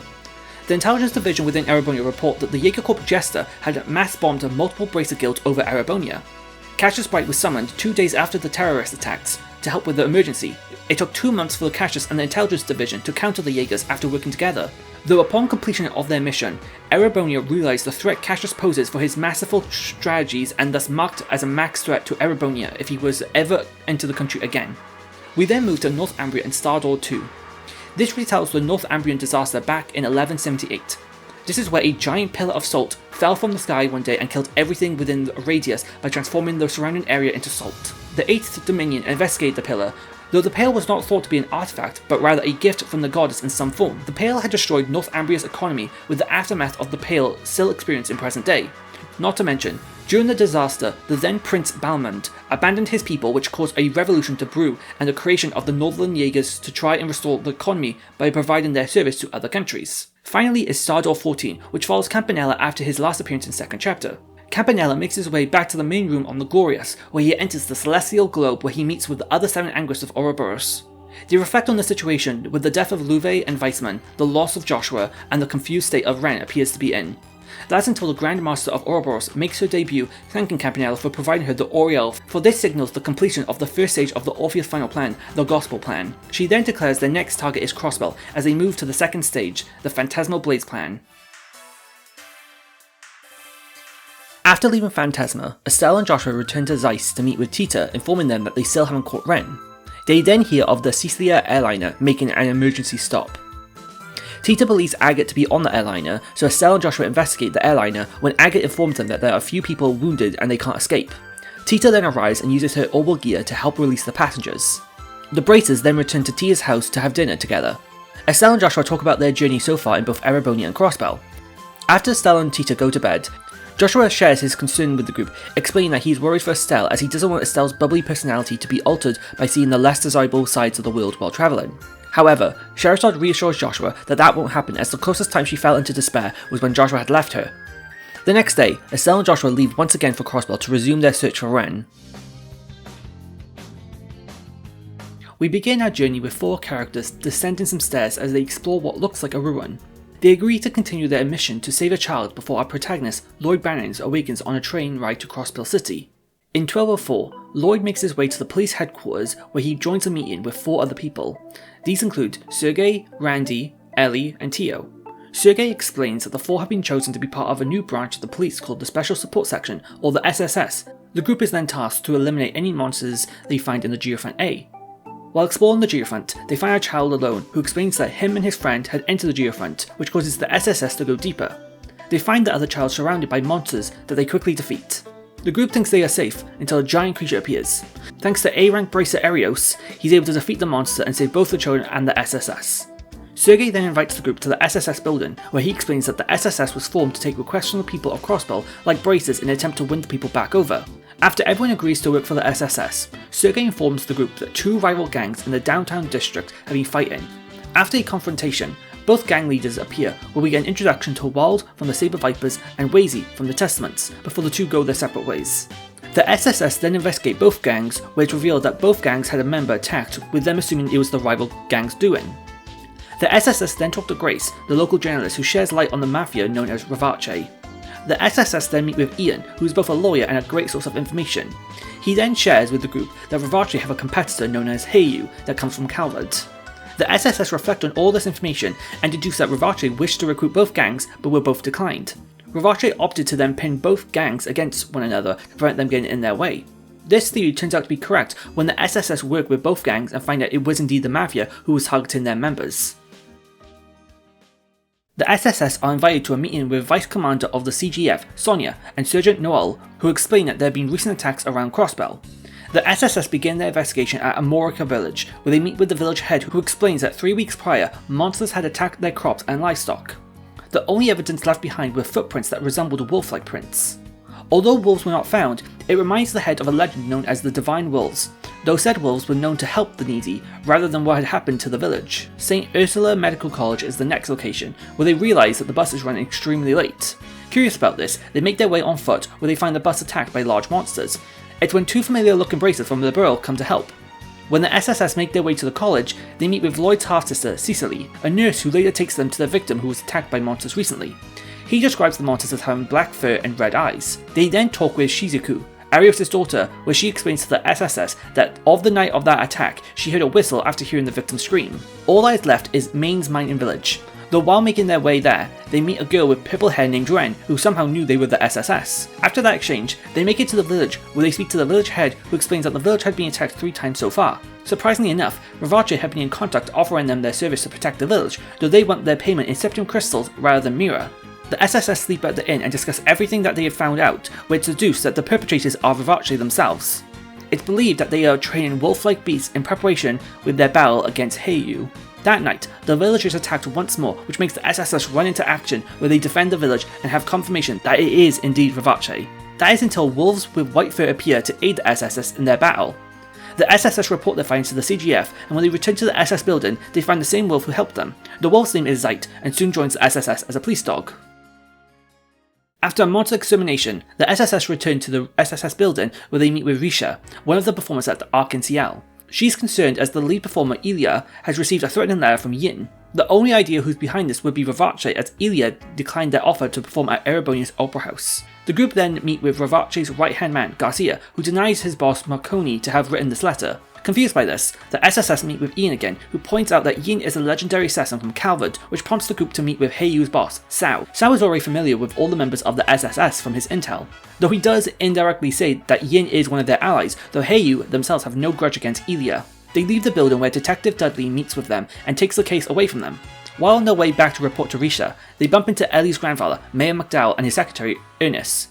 They explain the situation to Risha and return to the SSS building, where Ernest asks Ellie to return to the political sphere. This is because her grandfather is getting old and she is the most qualified person to take over his duty. Ellie is conflicted over the matter, for she acknowledges that Crossbell's political situation is dire, as since the region is fought over by Erebonia and Calvard, there must be a mayor and chairman to run the region. The problem being, these two positions can contradict with one another, leading to no progress being made. Not to mention, Crossbell has been given the nickname as the City of Sin for the amount of corruption within the government. The next day, the SSS are given a quest by Yin to see if they are worthy. They trace the request back to the International Bank of Crossbell, where they meet with President Croix and his daughter. They deduce that the IPC had been hacked from the Geofront B, where they come across a young boy named Yona. Teo and Yona know each other as the two work together at the Epstein Foundation back in Le Mans, though Yona gives the group a card that directs them to Stargaze's Tower. At Stargaze's Tower, the group meet Yin, who confirms to have no involvement with the letter sent to Ilya. This points to a third party using Yin's name to try and throw suspicion elsewhere. Yin then warns the group that the person will most likely act during the next RKNCL performance, as there will be many high-profile attendees. The SSS do just that, and when midway into a performance, they catch Secretary Ernest attempting to kill Mayor McDowell. The reason for this is that he's pledged his alliance to the Empire. Though he attempts to get away, he exhibits inhumane speed while being chased. Though luckily, Zeit is the one who pins him down. We later see Yin meet with Sao, who is thankful for the SSS for capturing Ernest, but his plan was to assassinate Mayor McDowell and then pin the blame on Yin. This would create great issues for the Republic and would provide fuel for people to abandon the Republic faction and to align with the Imperial faction within Crossbell's politics. Yin then leaves, where it reveals to be Risha herself. We begin with Crossbell celebrating its 70th anniversary since the state's founding. The SSS get involved with trying to find Professor Yoakum after he ditches work at the college to fish instead. Lloyd and Randy also share a moment where Lloyd confides with Randy that he reminds him of his older brother Guy, who died several years prior, though Randy seems to be hiding something from Lloyd about his past. The next day, the SSS are tasked with a case involving a fraudulent trader from Calvard. The group make their way to Tangram Gate, where they begin to interview everyone. They deduce an elderly woman is most likely their trader when a woman with black hair named Kilka helps with her arresting her. Though because of the law, Crossbell is unable to arrest foreigners for too long. The SSS then help Yona, who wishes to catch a rival hacker known as Kitty. Lloyd and Teo ascend Geofront A, where Teo shares with Lloyd that she wants a new guy. Tia was once a missing person within Remaferia until Guy was the one who saved her and took her to St. Ursula Medical College. After completing Yona's request, he gives the group a lot of information. This details how President Marconi of Ravache is of Erebonian blood and has close ties with Chairman Hartman, who is also from the Empire. Garcia then is an ex-Jaeger from the Zephyr Corp, one of the strongest corps in Western Zemuria. The final piece of information is about the Swords auction run by Marconi at Hartman's mansion, where they make great amounts of money by selling illegal goods. The next day, the SSS receive a quest from a pair of parents who have recently lost their son. The SSS begin to investigate the city trying to find the boy until Ren approaches Lloyd asking to help him. They eventually find the boy on the western path before witnessing monsters about to attack the child. Ren then pulls out her scythe, killing the beast before grabbing the boy and protecting him. The SSS take the boy back to their building where the parents wish to come into the room. Ren hides inside the closet as she wishes not to have herself known to them. The two parents are glad that their son is safe, and explain to the SSS how scared they were as they have already lost their previous child. They then explain how Harold accumulated a great amount of debt, so the two parents left their child with a friend in Calvert to make sure that she was safe. However, when the debt was cleared and the parents went back to pick up their daughter, the building that she was supposed to be residing in was burned down. They blamed themselves for her death to the point that they were willing to kill themselves as they thought as though they had killed their daughter themselves. However, Sophia found herself pregnant and their new son became their reason to keep on living. Though once the family of three leave, Ren exits the closet tearful but makes her leave before Estelle and Joshua come rushing into the building. They were hoping to find Ren, though they just missed her. The two Braces and SSS explain everything they know about Ren, with the Braces explaining that they have been chasing Ren as they only want to invite her into their own family to show her the love that she deserves. Kitty, who turned out to be Ren, then sends the SSS an invitation to the Swartz auction for the next day after helping her out. While waiting for the cruise ship, they meet a red-haired man called Lecter, who's on vacation. Kilka then appears and hops onto the cruise ship herself before the SSS do as well. Lloyd and the character of your choosing then sneak into the auction, where Lloyd begins to hear a voice speaking out to him to find someone. They then enter a room and begin to investigate while Lloyd hears the same voice. Lloyd then approaches a trunk and opens it where he finds a young girl with green hair named Kia. She has no memory, but an alarm triggers which causes Lloyd and co to rush out of the auction with the child, believing that she has been trafficked. They get as far as the dock before barely missing the cruise ship when Garcia approaches and the two groups engage in battle. Garcia still stands and reveals that he now remembers Randy as being Randolph Orlando, the son of the war god of the Red Constellation Corp, a rival to the Zephyr Jaeger Corp. Luckily, Sergei saves the group while driving a speedboat. A week passes and Kia still has no memory, so the SSS decide to show her around Crosswell seeing if they can trigger any memory of any sort. They first head to the Braces Guild, where the Braces begin their own investigation by searching for any missing children requests over the continent. Lloyd then takes Kia to Crosswell Cathedral, where he says he tries using thaumaturgy with limited success. Kia is then taken to St. Ursula to see if it's a medical condition, where they meet with Professor Joachim, who doesn't identify any obvious diseases or conditions. However, he suggests Kia stay at the hospital to undergo a full examination, though Kia rejects this idea before running out where she meets Shizuku, where the two befriend one another. 3 weeks pass and Kia's memories still remain forgotten. That's when Noelle requests the SSS to investigate a ghost spot at the Moon Temple. It's only when they reach the rear of the temple that they find a huge room with a symbol of an eye plastered on the floor, when suddenly a demon appears. After dealing with it, the head of Maine's village requests the SSS to look for a missing member of the village who was last spotted at the casino in Crossville City. It's only until after talking to the staff it's revealed that the villager had an incredible streak of luck by winning a total of 5 million mirror at the casino. They find the man at the nearby hotel where something seems off as the man's personality has completely changed. Not to mention, it doesn't make sense for a man with little skill in gambling to become so proficient so quickly. The SSS return to the SSS building, where Ian has come to visit, sharing his theory that Kia could be a victim to an incident that happened years ago when many children were kidnapped over the continent. The SSS explain the situation with the villager, where Ian replies that he's heard a similar case with 2 other individuals so far and believes that this is no mere coincidence. All of a sudden, Ravache begins to raid the Heiyu office, which is barely left standing the next morning. The SSS question what happened, with Sao answering that the members of Ravache had power that didn't even seem human. Before Heiyu can counterattack, the SSS decide to investigate the situation. They eventually come across Grants in the casino in a rage after losing to Lecter before he passes out, though the SSS then find a bag with blue drugs on the man. They report this to Sergei, where it's believed all the previous incidents are linked with the believed theory that Ravache's men have started using these drugs. The SSS then take these drugs to Professor Joachim, who still insists on having Kia examined, though after examining the blue pills, he claims to have never come across such drugs, albeit specialising in pharmacology. Though from the sound of what had happened with Grants, Joachim is reminded of a cult that rejected the goddess and instead worshipped demons. It was from this worship they developed a drug called gnosis that allowed them to borrow some of the power the demons possessed. After leaving the drugs with Joachim, the SSS begin to exit before Tio faints. After awakening in the college, Tio begins to explain about her past. She explains that when she was younger, she was kidnapped by a cult who experimented on her and many other children using drugs. This cult pushed these children to enhance their senses, though at the lodge that Tio was at, she was the only child to survive all the experiments inflicted upon her. She was only saved when Guy and others raided the lodge, saving her. After returning home, Sergei tells the group the truth about the situation Tia found herself in. It was due to the DG cult. A decade ago, the cult had influence over Zemuria with over 10 lodges placed around the world where they sacrificed many lives, used artifacts, and summoned many demons. It was only until an international mission was established where every country's military, police, and bracers worked along together to eliminate the cult. Though Sergei is concerned that Gnosis is resurfacing as the cult was completely wiped out, or so they thought. Since Ravache seemed to be involved with Gnosis, the SSS head to their headquarters, where they are surprised to find no one within the facility. After some investigation, they find a hidden underground passageway where they find a chest that contains a book and a badge. Lloyd is surprised as the badge was Guy's police badge. He shifts his focus to the book where it recaps the members who have been given Gnosis, which insinuates that Ravache had been in contact with an old cult member. The SSS await Professor Yoakum's analysis on the drug until the sun begins to set, when they begin to question why it's taking so long. They decide to call the medical corps to see if there's any updates, but no one picks up, which worries the SSS.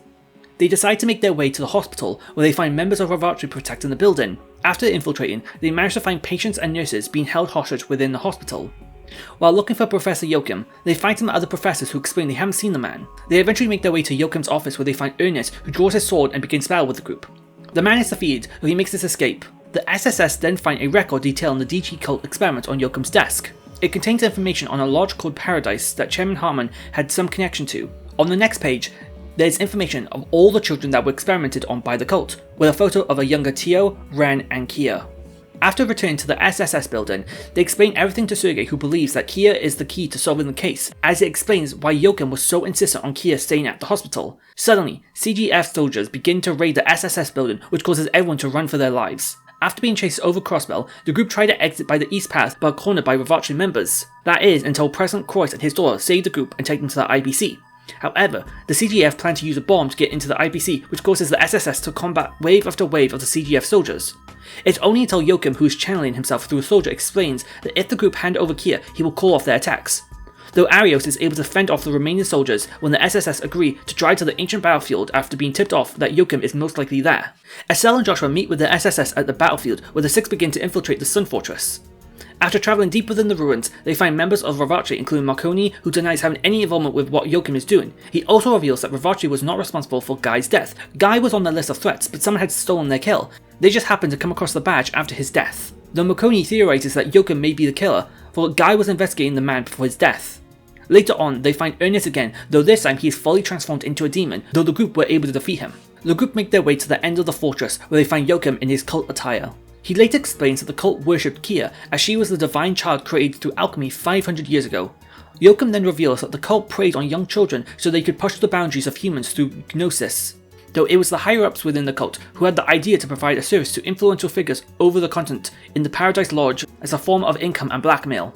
Although, the lodge was destroyed by Ouroboros, which upset Yoakum as they lost lots of data, including that of a child who absorbed the personalities of children who passed while at the lodge. The group begin to battle with Yoakum, who sought to be defeated, though he gets the upper hand on them. Yoakum confesses that he was not the one who killed Guy, as he paid Ravache to kill him. When all hope is lost, Lloyd overcomes the barrier Yoakum created. That is until Yoakum reveals his secret weapon, a bottle of red Gnosis, the drug that transforms people into demons. The final battle commences, and after dealing enough damage, Demon Yoakum's skin becomes to disintegrate. He unleashes one final attack that has the entire party trapped. That is until Ren arrives with Patamata and creates an opening for the group. Upon defeat, Yoakum dies with his body vanishing. Estelle and Joshua finally catch Ren, where they share a tearful hug as they welcome Ren into their family. Everyone leaves the fortress where peace has finally been achieved in Crossbell, as the death of Yoakum caused all of the drugged CGF soldiers to pass out. The Crossbell Times then share that many people have been arrested with their connection to the cult, this including Chairman Hartman. As the position needs to be filled, President Croix opts to sign up for the next election. The SSS are then awarded by Mayor McDowell for their work on the cult incident. Estelle, Joshua, and Ren then decide to return to Liberal. Although Ren is still unsure why Kia was at the auction or who Guy's true killer is, she has faith that the SSS will figure it out soon. Finally, the SSS prepare for Kia's first day at Sunday school.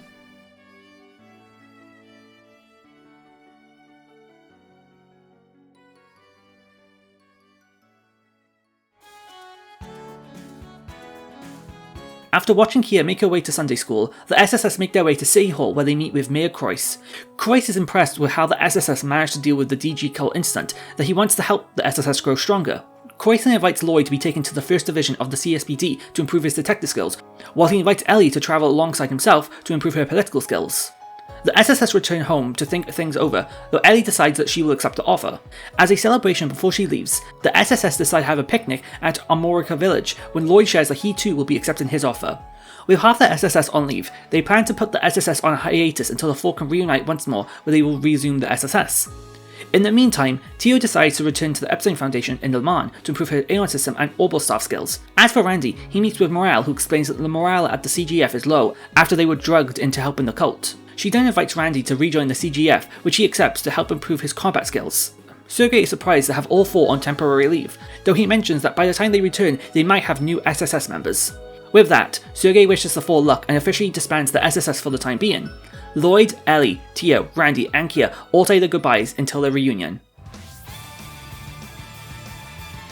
3 months after the cult incident, Lloyd, Noel, Alex, and Arios are seen at the eastern border of Calvard, where they investigate the Altair Lodge. The reason for this investigation is due to Hartman and Ernest avoiding arrest, with the two being spotted in Altair City in Calvard. They delve deeper into the lodge when the four get split up. That is until Lloyd and Noel catch Hartman and Ernest in the lodge's depths.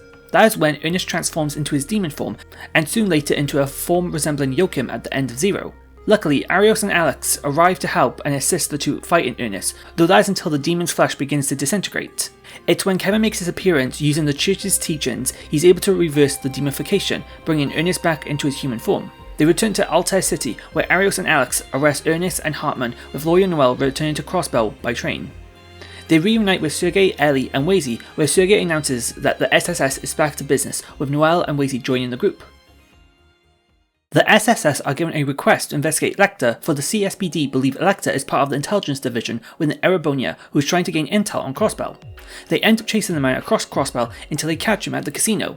Lecter confirms that he is indeed part of the intelligence division, with him being the captain. After reporting this information to the CSPD, the SSS make their way to the police academy when they pass a man with red hair.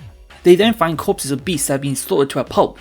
After arriving at the academy, Sergei reveals to the SSS they've been gifted their own personal car from the new Mayor McCoy's that was developed by the Zeiss Central factory. The SSS drive back to Crossbell City, where they plan to pick up Kia from Sunday school. That is until Reese bumps into the group, where Ellie and Reese have their reunion after first meeting each other while Ellie was studying in Arteria. The group pick up Kia and they return to the SSS building and sleep after a long day's work.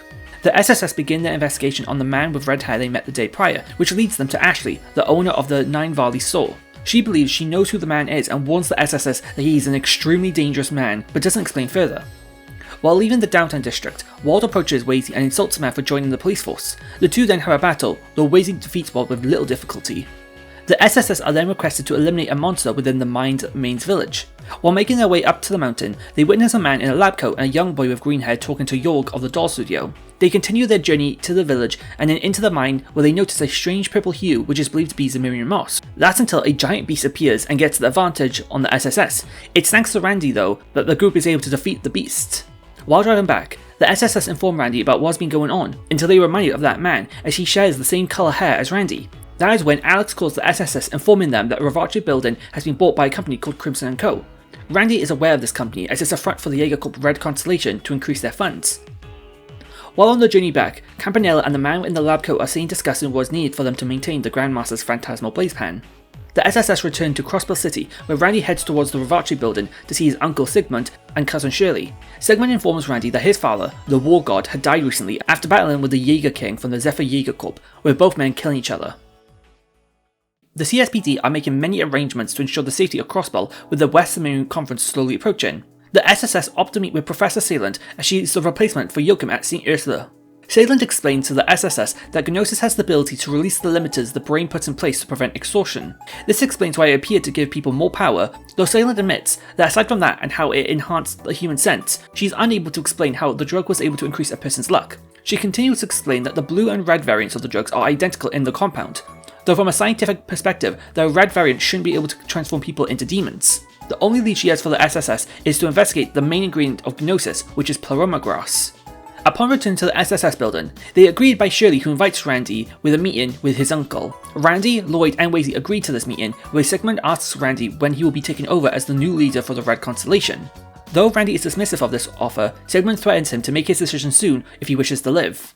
The next day, multiple politicians from Western Sumeria visit Crossbell for their conference. These politicians include Chancellor Osborne and Prince Oliver representing Erebonia, President Rocksmith representing Calvard, Princess Claudia representing Liberal, Prince Albert representing Remiferia, and Mayor Croix and Chairman McDowell representing Crossbell.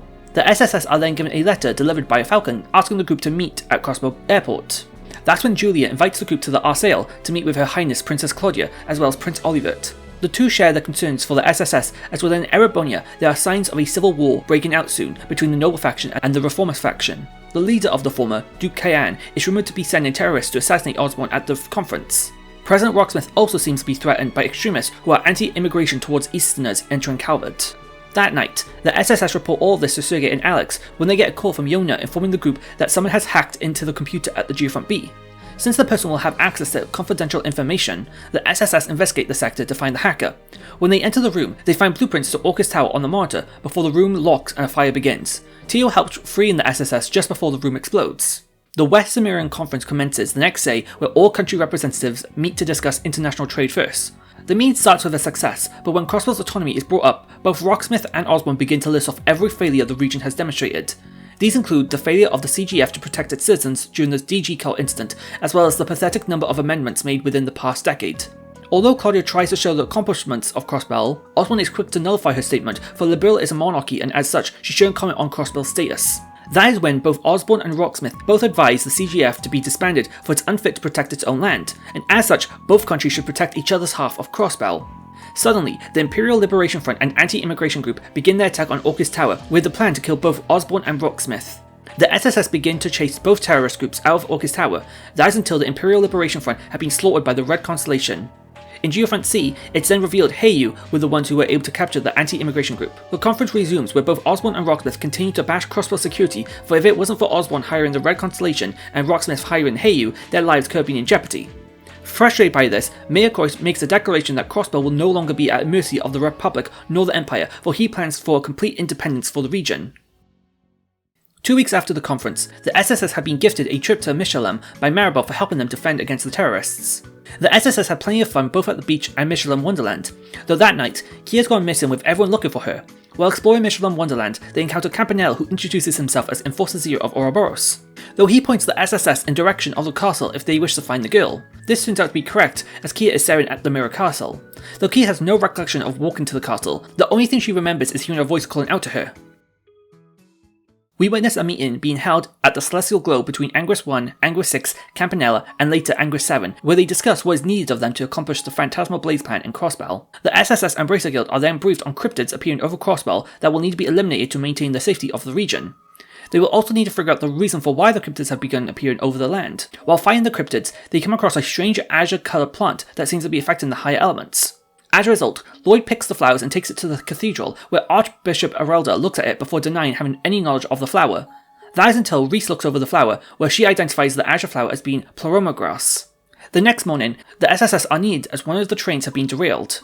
Upon investigating the crash, it's proposed that something had crashed into the right side of the train, causing the train to derail and crash into a nearby cliff. Before they can finish their deductions, they hear a massive roar nearby, which causes the SSS to chase after it by running towards the police academy. They venture further into the Nox forest until they get ambushed by a giant demon. This turns out to be Wald, who has used Gnosis to turn it into a demon. Though the SSS barely inflicts any damage on him, Wald flees from the scene. After trying to find information on Wald the next day, the SSS get a call by Michelle asking if they've seen Aeolia or Lynn, as he's been unable to contact the two of Braces since the night prior. With the help of Yona, Tio is able to deduce that the two are located at the wetlands. The SSS make their way to the wetlands, where an abundance of Pleroma grass have been bloomed over the land. They eventually find Aeolia and Lynn, who warn the SSS of a group of knights. Eventually, the SSS spot Campanella, the man in the lab coat, and a person in a suit of armour. They then introduce themselves as the man being Professor Novatus, and the person in a suit of armour being Arianrod. That's until a cryptid interrupts their conversation, though the SSS is able to defeat it. Lloyd accuses Ouroboros for their involvement with Gnosis, but they deny it as they were simply observing the real mastermind. Yin then threatens the three, before Arianrod assaults the group, making them drop to their knees, where Yin's mask is broken and her identity is revealed. The other Bracers begin to approach the SSS before three knights appear. With that, the members of Ouroboros take their leave. Alex calls the SSS informing them that the Red Constellation have completely disappeared. When the SSS meet up with Alex, he receives a phone call informing them that the Red Constellation has destroyed the CGF squadron near Maine's village. Many high-ranking officials meet at Orcus Tower, planning on how they resolve this, with Sergei proposing that Erebonia has paid the Red Constellation to slowly seize the ownership of Crossbell, but Croix explains that Erebonia denies any involvement. That night, Randy sneaks out of the SSS building to try and sort the situation out. Lloyd is frustrated that Randy would leave the SSS like this, so they head towards the main mountain village using a secret passageway where they find Randy battling with Shirley. They help Randy, though it's thanks to Morel's squad that they are able to get the upper hand on the Red Constellation. However, Morel later reports to the SSS that they have lost sight of the Red Constellation. That is until they look toward Crossbell City where they see it ablaze. We change perspectives to witness Arc-en-Ciel performing until Shirley uses her weapon to cause the chandelier to fall onto Sully, though Elia pushes Sully out of the way, taking the damage instead. The Red Constellation is then seen raiding the building as well as the rest of Crossbell. The SSS are rushing to get back to Crossbell, though the entire city is engulfed with flames, with even the Hales building being completely burnt down. They approach Sigmund, who is outside the IPC, with their SSS trying to fend him off, but he is too strong. That is when the IPC is blown to smithereens as the Red Constellation fly away. Crossbell is left in shambles with large portions of the city being damaged, as well as many citizens being hospitalized. Based on how many soldiers that were injured from the Red Constellation, Noel leaves the SSS to rejoin the CGF, with the group visiting their allies at St. Ursula. To make matters worse, Mayor Croix later declares the independence of Crossbell State, with him freezing all assets that belong to the Empire and Republic. This angers the two nations, who threaten Croix to avert this action or face being invaded. It only gets worse when the SSS have lost all contact with Sergei, Wazy, and the CGF. Cicely later informs the group that she has also been unable to find Arios or Shizuku. Suddenly, Croix starts a broadcast where he announces himself as the first president of Crossbell. He later explains to the population that this declaration of independence was needed as Crossbell had been exploited by both Erebonia and Karwad for too long. He accuses both countries as being responsible for the raid of Crossbell before introducing his head of Secretary of Defense, former A-rank bracer Arios. The SSS head to the Bracer Guild to gain any information on any suspicious behaviour Arios has been exhibiting lately. Scott proposes a possible motive for Arios to align himself with Croix. This is because it was believed that Erebonia or Calvard were involved in the explosion of an airship that killed both Arios' wife and blinded Shizuku. In addition, Michelle informs the group that Arios has recently been reporting contradictory information on his whereabouts when convenient requests. The SSS then receive a call from Lecter inviting the SSS to a meeting at the Crimson Co building. Though before they meet with Lecter, they bump into Nielsen, who wishes to discuss with Lloyd about Guy's death. He theorizes that everything that has happened up to this point feels connected in some way. This is because Guy's corpse was found 3 years ago at Orcus Tower, with blood loss from a bullet wound being the cause of death. They deduce that Ravache, the DG cult, Erebonia, nor Calvard seem to be involved. Instead, it seems like whoever last met Guy had a close relationship with him, as Guy never alerted anyone about his location. When the SSS meet with Lecter, they accuse him of being involved with the raid of Crossbell, as Erebonia was the previous client for the Red Constellation. However, Lecter denies this as their contract ended after the conference. He goes on to warn the SSS that Erebonia will be invading soon. This makes the group question if Crossbell is working alongside Calvard, though Kelka denies the possibility for Calvard also plans to invade as well. Suddenly, Cicely notifies the SSS that Arios has kidnapped Kia and has headed for Michelin. The SSS make their way to the resort, where they fight their way up to the Castle of Mirrors. They eventually find Kia with Arios and Maribel, and demand answers for what they are planning to do with Kia. Maribel explains that she and her father are descendants of the Croix clan. These were alchemists that owned the Septarian of Mirage. However, the Septarian of Mirage vanished, so it's been the clan's goal to recreate their Septarian for the past 500 years using the DG cult to their advantage. The SSS then question Arios on how he can go along with this plan, though he admits that this is for the greater good of Crossbell's future. Members of the society then join their conversation, where they tell Maribel that everything is ready. That's when we see Erebonia and Calvard begin their invasion of Crossbell. Ouroboros triggers the 3 bells across Crossbell, as well as Maribel triggering the Geofront to collect as much Orbal energy as possible.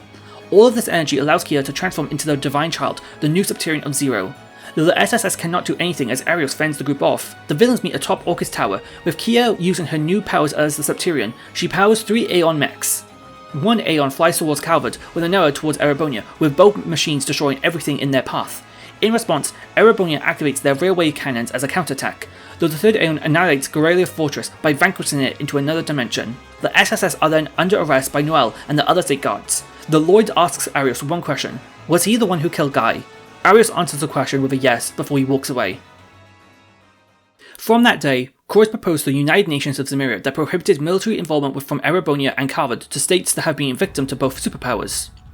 This proposal was successful as it stopped any further invasions from both Erebonia and Calvard, though since Assus was still frozen, both countries were dealing with their own issues. A civil war had begun in Erebonia, with rumours that Osborne had been assassinated by the noble faction. Then in Calvard, they were experiencing an economic crisis with extremists causing chaos within the country. We then see the two Anguists and the Fool finishing their preparations before the Phantasmal Blaze Pan moves towards the Empire. The perspective is changed where we see Lloyd in a prison cell with his neighbour being Garcia. The two then make a deal to work together to break out of the jail. Upon escaping, Lloyd finds Paloma grass growing everywhere in the Nox forests. While being chased by the state guards, Lloyd eventually is cornered off until a giant wolf appears. This turns out to be Zeit's true form. While taking Lloyd back to Crossbell City, he explains that he is the holy beast and protector of the Septarian of Mirage, the Demi-Gororogus. What happened to the original Septarian was that by helping humanity, she had to understand their emotional states to solve their problems. But over time, the Septarian's emotions were pushed too far as her heart began to deteriorate. Before she could cause harm to the one she served, she erased herself from existence. That's when the Croix clan began researching alchemy to bring their Septarian back and created Kia, a homunculus to be the vessel for the Septarian's rebirth. Eventually, Zeit and Lloyd find themselves outside the city where a giant barrier has surrounded the city from any threats. That's when Kevin, Reese, Wazy and Abbas approach Lloyd, where Wazy reveals himself to be Dominion 9 of the Grosritter, with Abbas being his knight. The Grosritter form an alliance with Lloyd, who offered their Merkabots to help traverse Crossbell without being spotted. Lloyd and Wazy end up reuniting with Tio at St. Ursula, Risha at the Sun Fortress, Randy at the Mains Mountain Path, Noel at the Bilgard Gate, and Ellie at Michelin. With the help of Yona, the SSS get Chairman McDowell to invalidate Crossbell's independence and for Croix to be legally accountable. The SSS begin to sabotage the barrier's source of energy. They head to the Moon Temple first, where they face off against Campanella. Next is Stargaze's Tower, where upon climbing the tower they face off against the Sol Ritter. This consists of Ines, Inia, Duvali, and then finally Arianrod. It's here when the Seal Maiden explains to the SSS that Kia was the one who requested she protect the tower as a way for the SSS to practice before going up against both Arios and Sigmund. Upon defeating Arianrod, Ellie questions if she has any connection to the Lance Maiden from the War of the Lions. Arianrod dodges the question but praises Ellie for connecting the two before fleeing. The SSS are confused by this and ask Ellie what she's on about. This is where Ellie shares the legend of Leanne Sandlot from Erebonia. She was an incredibly strong knight who commanded the Eisenritter who helped bring an end to the Erebonia's civil war. The two have many similarities, with their nickname being the Lance Maiden and the Steel Maiden, including their entourage of the Eisenritter and Stahlritter. The problem being, Leanne died during battle over 250 years ago. With the two bells deactivated, it causes the third bell in Crossbell City to deactivate as well, removing the barrier from the city. With a long day finished, the SSS take a rest where they plan to liberate the city the next morning. If the player decides to spend time with Risha, we find out that since birth, Risha was trained by her father to be the next Yin. This is because it's a title passed on by generation after generation. In order to become Yin, Risha was required to master every technique every previous Yin had learned to maintain the facade of there being a singular Yin. Eventually, one day Risha's father would fall ill and would ask her to kill him in order to become the next Yin, but she couldn't do it. Though to her surprise, her father wasn't disappointed, but rather he commented that she will become the Yin that she wishes to become. If the player decides to spend their time with Wazy, he will reveal that he grew up in a remote region of Zemuria to a village who didn't worship Adios, but rather Wazy, for he heard the voice of God. Though Wazy thought it was strange, for he realised that the voice he was hearing was from no god, but rather an artifact kept within the village. It was until the people from the village started falling into comas that Wazy wished to destroy the artifact to prevent any more people getting hurt, but this request was rejected by the elders. Eventually, the church got word of this artifact, but while trying to destroy the tablet, the artifact unleashed its power onto Wazy, who later manifested its stigma and shortly joined the Grosritter as a Dominion. The next morning, the SSS begin to liberate Crossbell with the assistance of the CGF and Heiyu. In addition, Estelle, Joshua, Ren, and Patamata would face against the Aeon-type Gamma, Kevin and Reese would face against Aeon-type Beta, while the SSS face Aeon-type Alpha on top of Orcus Tower. Each group struggles to fight against the mechs powered by Septarian, but Kevin unleashes the power of his stigma to destroy the first Aeon. Patamata self-destructs itself and destroys the second Aeon. While the SSS put up a good fight, it's only when Novartis disables the power of the Aeon, for Maribel and the others have betrayed Croix. It is then revealed that the real mastermind behind everything is actually Ian, for Croix was too dependent on others' ideas to execute the plan. That is when an Azure tree blooms over the wetland that Ian and his associates leave. Unaware of what the tree is capable of, the SSS make their way to the Azure tree where they have to go up against every foe they have come across so far. Wazy uses the power of his stigma against Wald to show him that power alone has its drawbacks, for he has had to sacrifice a lot of things when he obtained his gift. Risha then proves to Shirley that although the two have been raised surrounded by death both of their lives, Risha's will is fueled by her wanting to protect those around her. Next is Randy, who rejects the invitation to be the next successor of the Red Constellation by Sigmund. Arios is the final barrier between the SSS and Kia. Lloyd begins to question Arios on everything he knows before the battle. The first is about the airship incident, where Arios explains that due to Erebonia and Calvard's fight over Crossbell, this resulted in an airship explosion that killed his wife, Lloyd's parents, and Ian's wife and children. Arios then admits that his alliance with Ian and Maribel was formed years prior, as he was the one who placed Kia in the trunk of the Swartz Arkson to sabotage Joachim's plan. Finally, he recalls the day of Guy's death, as Guy was the one who requested a meeting with Arios. This was because Guy became suspicious of the man after he had pieced together Ian's plan. The two then fought, with Arios taking Guy's tonfas to conceal the weapon that killed him. Though Lloyd objects to this, for Guy's cause of death was a bullet, one shot behind Guy, so it's impossible for Arios to be the killer. It's only after the intense battle, Lloyd deduces the only possible culprit could be Ian himself. The SSS begin to ascend to the highest point of the Azure tree, though while ascending they are shown images of both the present and the past. But the problem being is that in these images of the past, they witnessed their own deaths at the Sun Fortress when they were fighting Joachim. The SSS finally reach Maribel and Ian, when Maribel begins to explain that they are only following Kia's will. This is because Kia has control over space, time and Mirage. She has the ability to write history to avoid major conflicts from ever happening. Maribel then proves how useful Kia's gift is when she reveals that in a previous timeline, the SSS died when fighting Joachim, as Ren never came to save them. In that timeline, the SSS didn't become close enough with Estelle and Joshua, so there was no need for Ren to help out. This explains the first scene of Zero, where Estelle and Joshua were not seen with the SSS while raiding the fortress. It's why it appeared to be a dream, for Kia had altered the timeline to get a scenario that prevented their deaths. By using Kia's gift, they can create a world void of disasters. However, Lloyd is quick to point out that it sounds good on paper, but the original Septarian of Mirage slowly disintegrate over time before vanishing completely. Even if they guide Kia on the best outcome, by denying humanity's tragedies, they would never truly develop as a society. Lloyd acknowledges that without the Septarian of Zero, Crossbow will be vulnerable again. However, they shouldn't have to rely on a girl who can grant miracles if it causes said girl great pain. Lloyd ultimately convinces Ian that what he is doing is wrong before Maribel disposes the man, as he is no longer useful to her as she begins to attack the SSS. Upon defeat, Maribel reveals one last secret, that Kia had been using her power to force everyone to love her before the girl transforms into the Azure Demigurus. After defeating the god, Lloyd enters the world of Einsof, where he finds Kia alone. She still feels guilty for manipulating the group, though Lloyd reassures her that the time they spent together was nothing more than amazing. Kia returns to her human form before the two return to the SSS. Maribel is displeased with how the power of the Septarian has disappeared, for now Crossbow will be invaded by either Erebonian or Calvard, though the SSS is happy with their decision, as it's only another barrier they will have to overcome. Maribel takes her leave, though she tells the group that she's been invited to join Ouroboros as the replacement for Anguist 3. With that, the Azure tree begins to disappear, though the SSS was successful in escaping. They then pledge that no matter what, they will gain Crossbow its independence.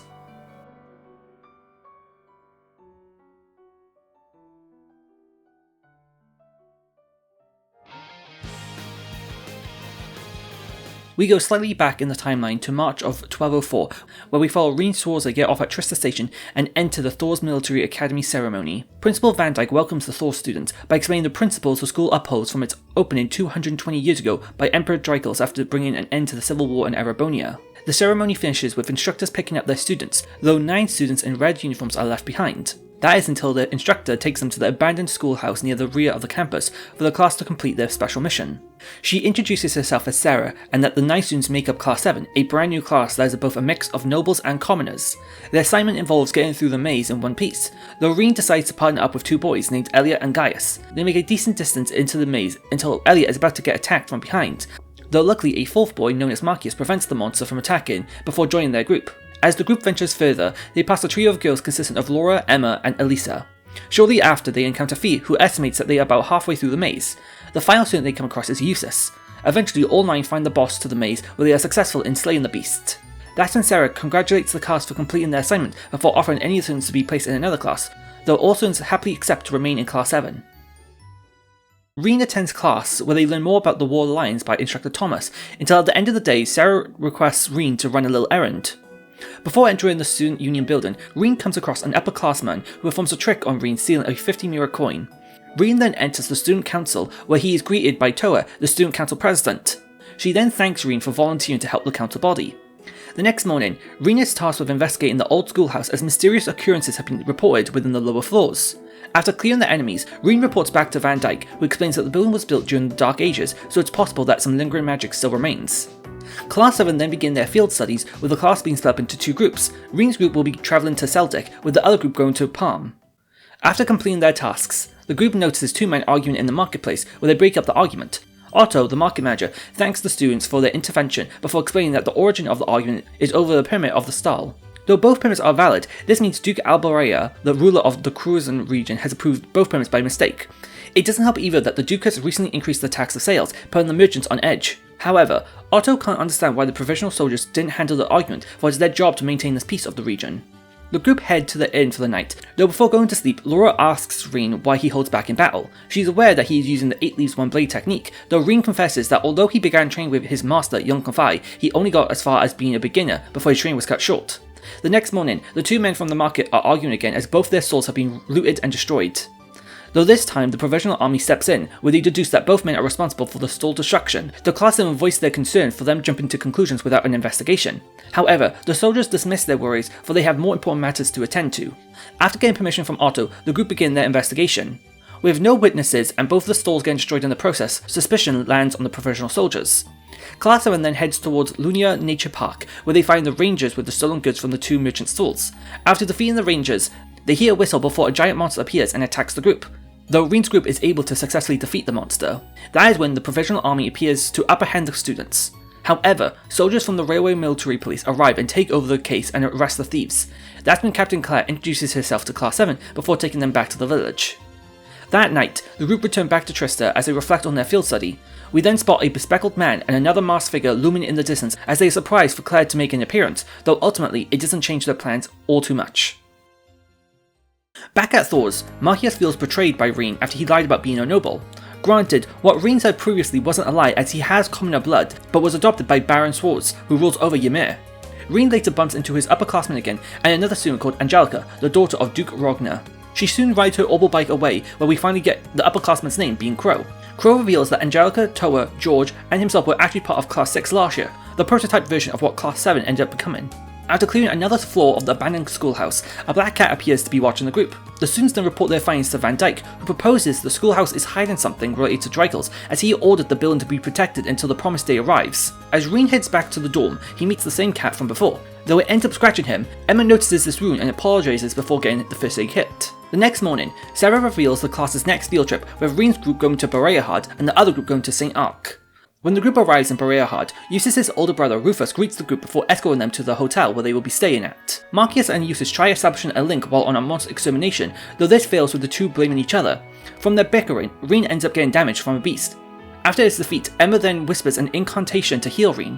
While the group heads closer to Auroch's fort, they then see a train full of provisional tanks being transported. The group questions Eustace why Boreahard is requiring so many tanks. He then explains that it's the nature of the political situation in Erebonia, with tensions between the noble and reformist faction growing every day.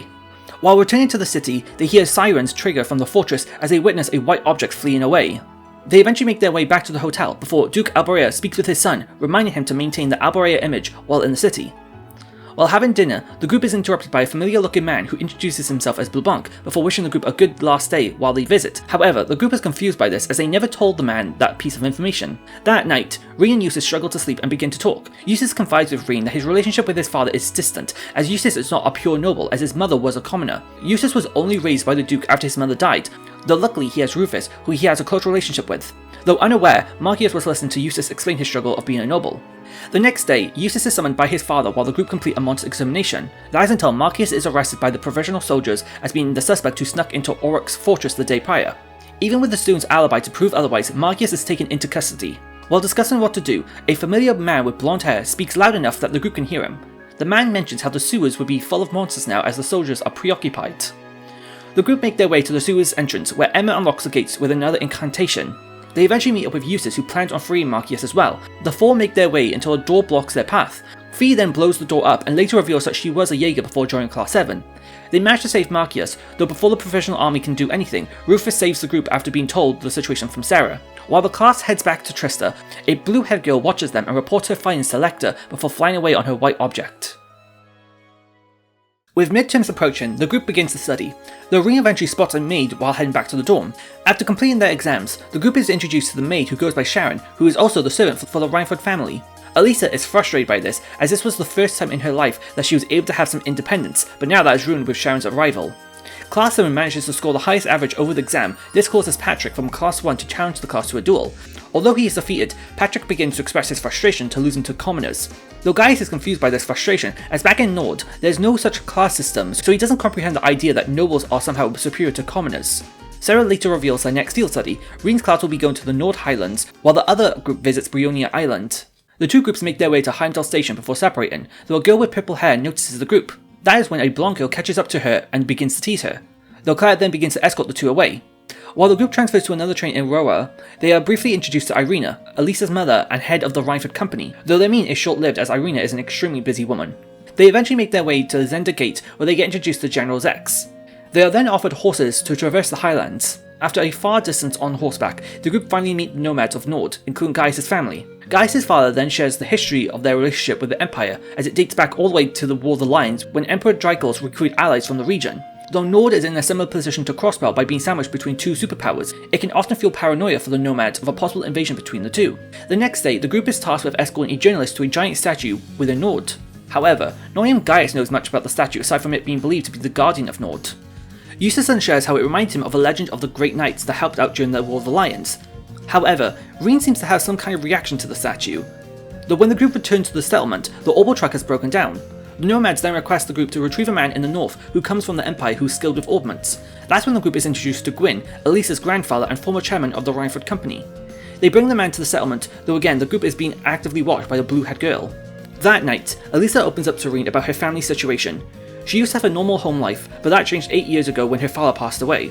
Her mother changed and went from being family-oriented to work-oriented.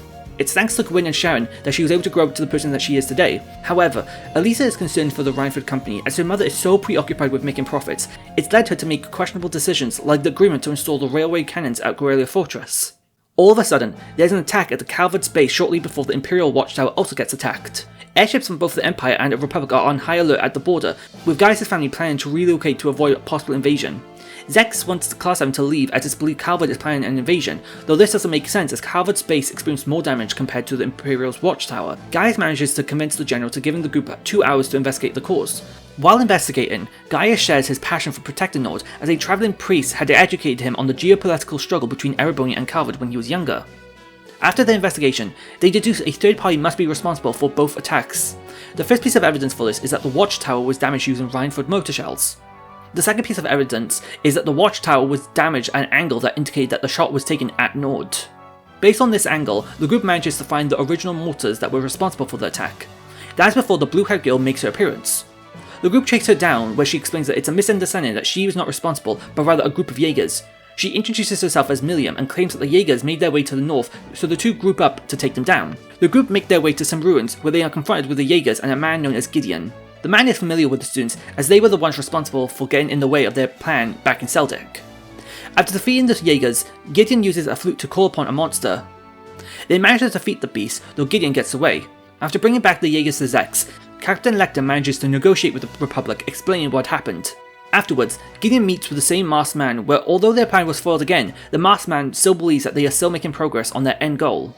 The two then fly away. That's when Sarah is seen spying on the conversation, though Sarah calls the other spy out, this turning out to be Sharon.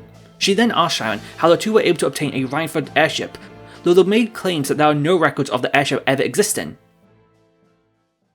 We open the chapter with a meeting between Osborne and Claire. She informs him of what had transpired at Nord and how they failed to capture the mastermind. She then predicts that the terrorists will attack next at the West American Conference in Crossbell. Speaking of the conference, we then see Oliver talking to his younger brother Cedric about the conference as well.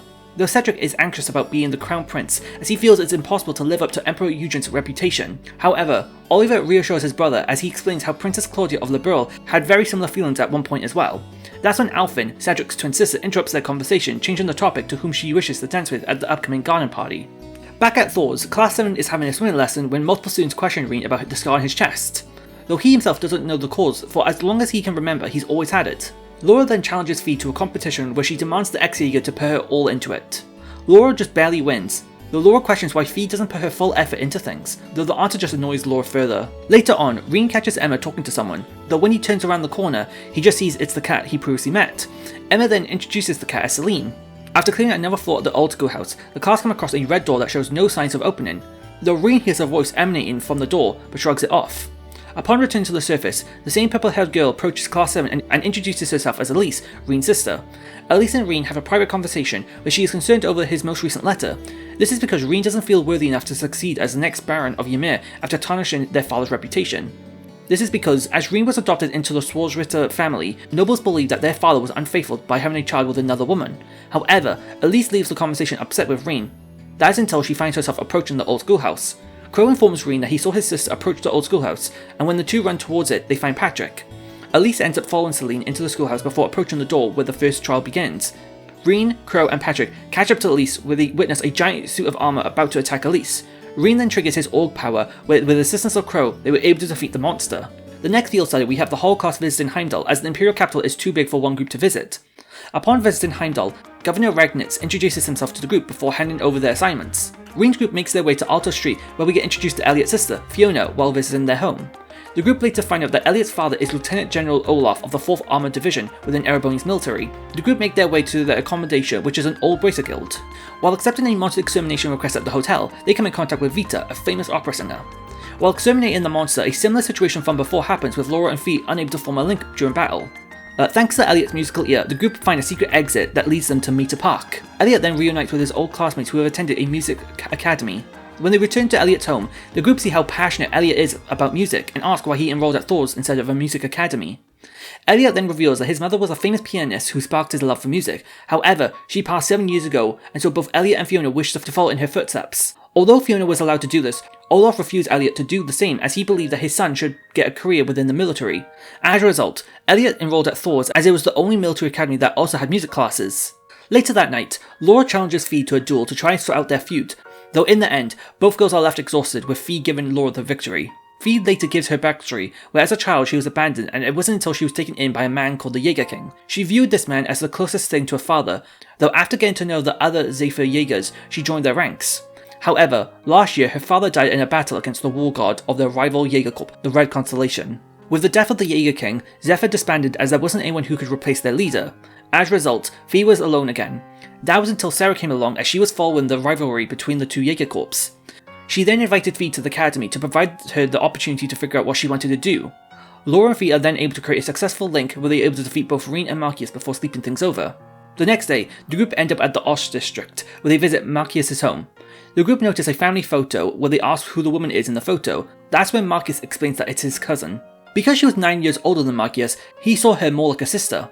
However, she died 6 years ago. This is because she fell in love with a noble. Her fiancé's family wanted nothing to do with her as she was a commoner, so they began to harass her, making her life a living hell. This resulted in her killing herself. This then birthed Marcius' hatred towards the nobility, and when Regnitz began to ally himself with Osborne. Regnitz then calls the group, informing them of a robbery that has taken place, with the calling card requesting Reen's group to solve the mystery.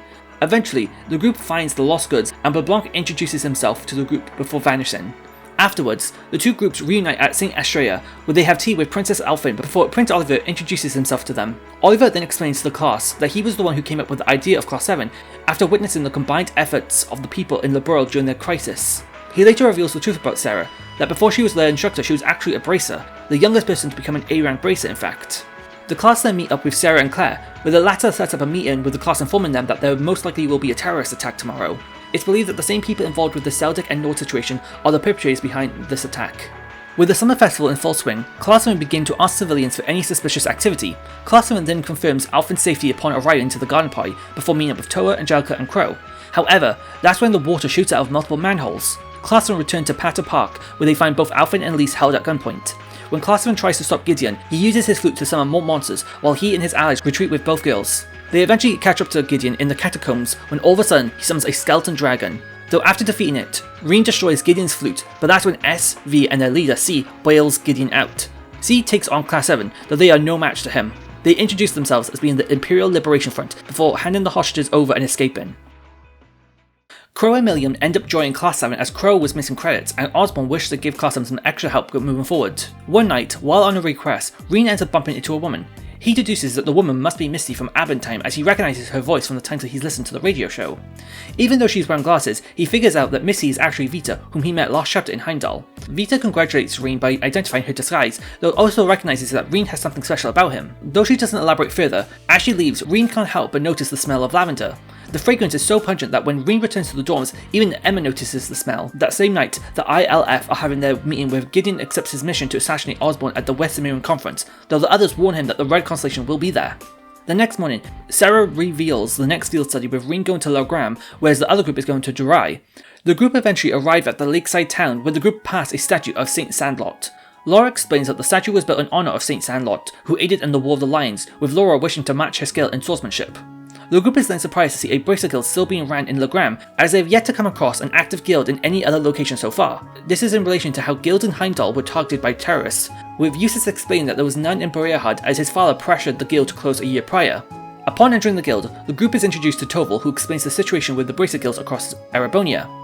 As the RMP now do most of the brace's jobs, the Erebonian brace is therefore transferred to other branches over Zemuria. After finishing their tasks, the group begin to spar at the Arce training hall where they par with Klaus, who was the previous master before Victor took over the position. Though after sparring, Klaus also notices that Reen is holding back. The group are then greeted by Victor, where they share dinner together. Though again, Victor recognises that there's something troubling within Reen, which is odd for an 8 leaves 1 blade practitioner, as Victor is familiar with young Kafai and even sparred with the man before. As such, Victor and Reen begin to duel, where Victor is able to get Reen to trigger his orb power, though it's still not enough to defeat the Blade Master. While everyone sleeps that night, Emma is seen talking with Celine about Reen on whether or not there is enough time to guide Reen. Emma then scolds Celine for the stunt that she pulled last chapter at the old schoolhouse. The next morning, the group asks Reen about his orb power, where he reveals that he's had the ability since he was a child. However, after seeing the aftermath of the power it could inflict, Reen began to fear this power. After finishing their tasks, they return to the Arcade household. They witness Duke Kayan with 2 bodyguards talking with Victor. Victor then reveals to the group that the Duke was inviting himself and other nobles to a conference in relation to the noble faction. Although Victor plans to go, he still plans to maintain his neutrality between the 2 political parties. Later that day, the group is informed about 2 children missing within the town. As a last resort, the group heads towards Lohengrin Castle to find the kids. The group is faced against fiends until they notice a door with similar markings to the ones found in the old schoolhouse. Eventually, they come across the boys, but a Nosferatu appears. The group believes they have defeated it until it unleashes one final attack. Incapable of doing anything, it's only when a lance destroys the source of the Nosferatu's power. Confused by this, the group heads towards the direction that the lance came from, believing it to be a woman with golden hair, though they ultimately find no one. Instead of returning to Trista, the group set on a train to make their way to Corellia Fortress. Though while at Celtic Station, both groups meet up and finally merge into the whole of Class 7. That is when they witness the train taking Olivert and Osmond to Crossbell for the West Zemurian Conference. Class 7 then bear witness to the size of Corellia Fortress after approaching it.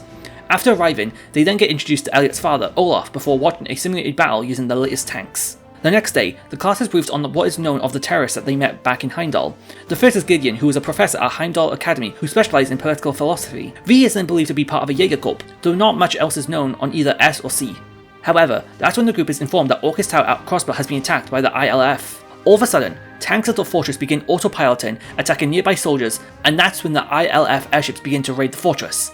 Class 7 split into 2 groups to try and take back control. That's when Reen's group gets introduced to S. Her real name is Scala, and she mentions that Gideon may have already died at Orcus Tower, but she still continues to fulfill his wish by using the railway cannons to kill Osborne. Though she is defeated by Reen's group, with V being defeated by the other group, the cannons are then stopped, though both terrorists manage to get away. With the school festival approaching, Sarah reveals the final field study to Class 7. Reen's group will be going to Roa, whereas the other group will go to Ordus.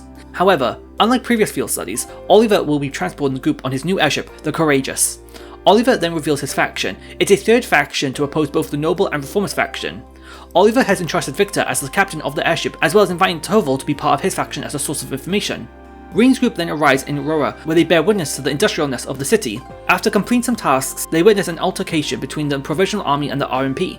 Though it's thanks to both Claire and Rufus that the 2 groups stopped arguing, that night, while the group is resting at Lisa's penthouse, Reen gets a call from Claire inviting him to a private meeting.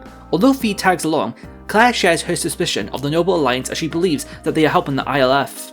The RMP are therefore trying to force an inspection on the Rhineford Company to try and find any evidence that the factories are helping the Noble faction in any way.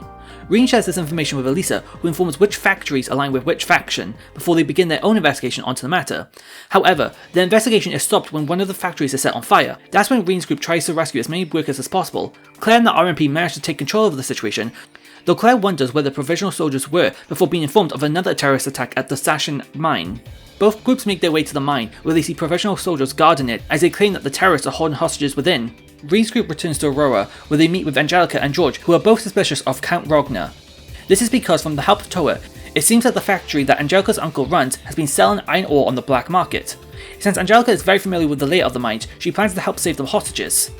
After obtaining a card to a secret passageway into the mines from Arena, the group manages to save the first group of hostages. Crow then volunteers to take the hostages back to the surface to prevent any harm to them, while the group continues further into the mine. They eventually come across V, who introduces himself as Vulcan, who is a member of the Angarma Jägerkorps. That was until Osborne was responsible for the death of his Jägerkorps with no mercy. But that's when C bails the man out by fighting the group as well. Both men get on their airship, but before they can escape, someone off-screen shoots the aircraft down, causing it to explode. After dealing with the terrorists, Class 7 is invited to a meeting with the royal family, where they are praised for their bravery. Oliver then recommends the group to have a short vacation. Class 7 accepts this recommendation and visit Ymir. They take in the view and Rin reunites with his family after not seeing them for 6 months. Rin then receives a letter from young Kafai who has visited the area 2 months prior. In it, Kafai reassures Rin with the saying, "Form is emptiness, emptiness is form," in regard to the void form Kafai had taught Rin. However, the snow has begun to fall heavier than usual, which prevents the group from leaving via cable car. Rin is reminded of something similar happening 8 years ago. That is until the group receives a letter on how to stop the blizzard. After going to Ymir Valley, they are faced with a beast. It's here where Rin begins to control his org power to an extent, which allows the group to defeat the beast. But Blanc then reveals himself to them, where he tells him that he's Enforcer before leaving. Upon returning to Ymir, the snow has calmed down when Rin's father gives him a scroll entrusted by Kafai. This scroll promotes Rin to intermediate level of the 8 Leaves 1 Blade technique after taking some control over his Augur power. As the Thor's Academy Festival is almost in fruition, Crow informs Rin that their costumes for their performance needs to be picked up. As a result, Rin and a character of your choosing will drive to Heimdall using Angelica's Orbital Bike. While waiting outside, Rin will notice a blue bird, though if you bring Emma, she will question where the bird went before running away. That's when Misty bumps into Rin and wishes him to tune into her next show. After driving away, the bird is then seen returning to its master. That night, Rin then overhears of Crossbell's declaration of independence over the radio. Suddenly, the old schoolhouse begins to glow with Class 7 entering it and going down to the 7th floor. That is when they are greeted by a sealed door. The second trial begins as the door opens that Rin and Class 7 begin to venture through. Eventually, they make their way to the end of the dungeon where they come across the final door that holds a fragment of the Great Power. Upon entering, Class 7 is faced with Lower Erebonius on the otherworldly battlefield. After defeating the creature, the word Valamar is spelled out in front of Rin before the group returns back to the 7th floor of the old schoolhouse. That's when they are shown a giant mech, though they opt to leave it where it is. Near the end of the school festival, a dance is held. That is when Claire receives a call which causes her to escort both Oliver and Elfin back to Heimdall. That's when Van Dyke informs the students that Guerrilla Fortress had been obliterated.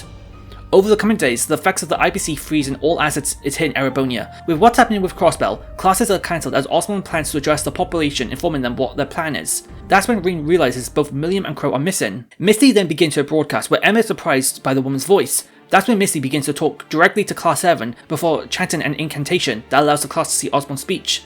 But that's not the most surprising thing though, as mid-speech, we see C aiming a rifle at Osmond before shooting the man. Claire manages to catch up to C, but she's too late. After blasting his helmet, the real identity is revealed to be Crow. Chaos ensues as the noble faction then reveals their airship before releasing Soldat onto Heimdall. Crow then flees using a mech similar to the one found within the old schoolhouse. Vita is then seen embracing the chaos before Blablanc compliments the second Anguis as the phantasmal blaze plan is ready to move to Erebonia. These soldats then begin to raid Trista, though while the Suffer are able to fend off one side of Thor's, Sharon aids them as she reveals herself to be Enforcer 9. However, her actions do not reflect Ouroboros', but rather her duty to defend Elisa as a servant to the Rhineford Company. That's when Class 7 try to fend off the other entrance at Thor's. That's when they witness Scarlet piloting a Soldat. Her mech is too strong for the group, but with the help of Selene, Rin is able to summon Valamar, the Ashen Divine Knight, to help fight Scarlet. Although she is defeated, Crow then appears with his own Divine Knight, the Azure Knight, where he defeats Rin. As a last resort, Selene forces Valamar to retreat to Rin's objection.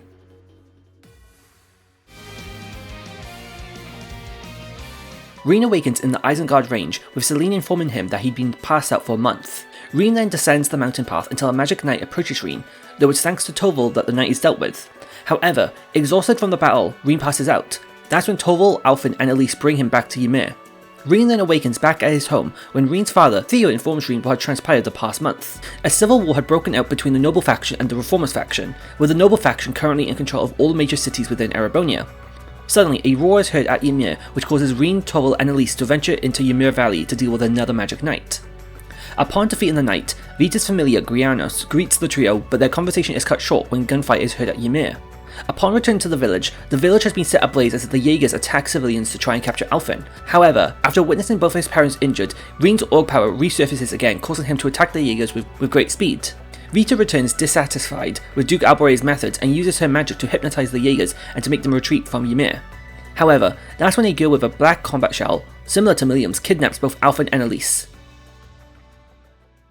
Rin pledges to try and save both Alfin and Elise. With the help of Valamar and Selene, Rin and Toval are able to travel through the Septian Veins to Lunaria's nature park. After arriving in Seldik, Rin receives a map from a civilian and after following it manages to find Marcius. Marcius then explains to Rin that the rest of Class 7 have split up around Erebonia after Oliver saved the group using the Courageous. Rin later reunites with Elliot and Fiat near the Twin Dragons Bridge when they make their way to Guerrilla Fortress. They then bear witness to the annihilation Crossbell inflicted upon the fortress. The glowing barrier around Crossbell only adds to the confusion. That is until Zeno and Leo try to ambush them.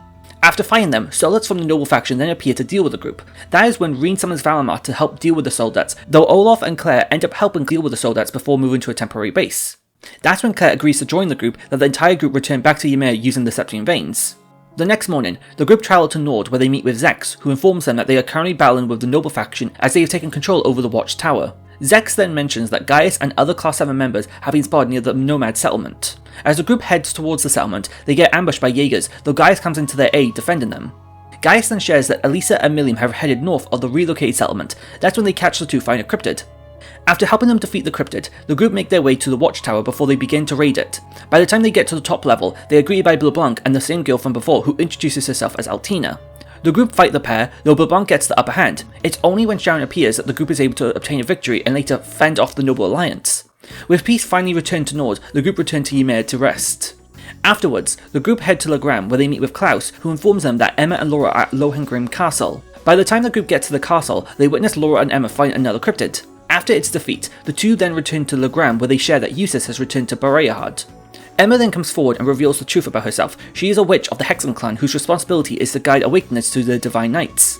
Though while travelling back to Legram, they spot a provisional airship fly towards the town.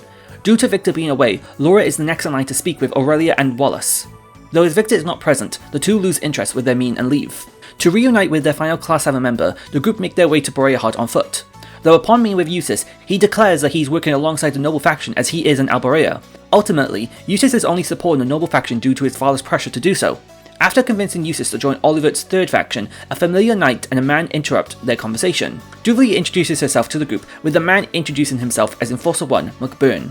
McBurn takes a great interest in Reen before the two battle the group. Though McBurn's power overwhelms the party, Sarah interrupts their battle to defend her students, but both Duvley and McBurn retreat after the Provisional Army tries to stop Eustace from leaving. The group manage to return to Ymir before the Provisional Army can stop Eustace.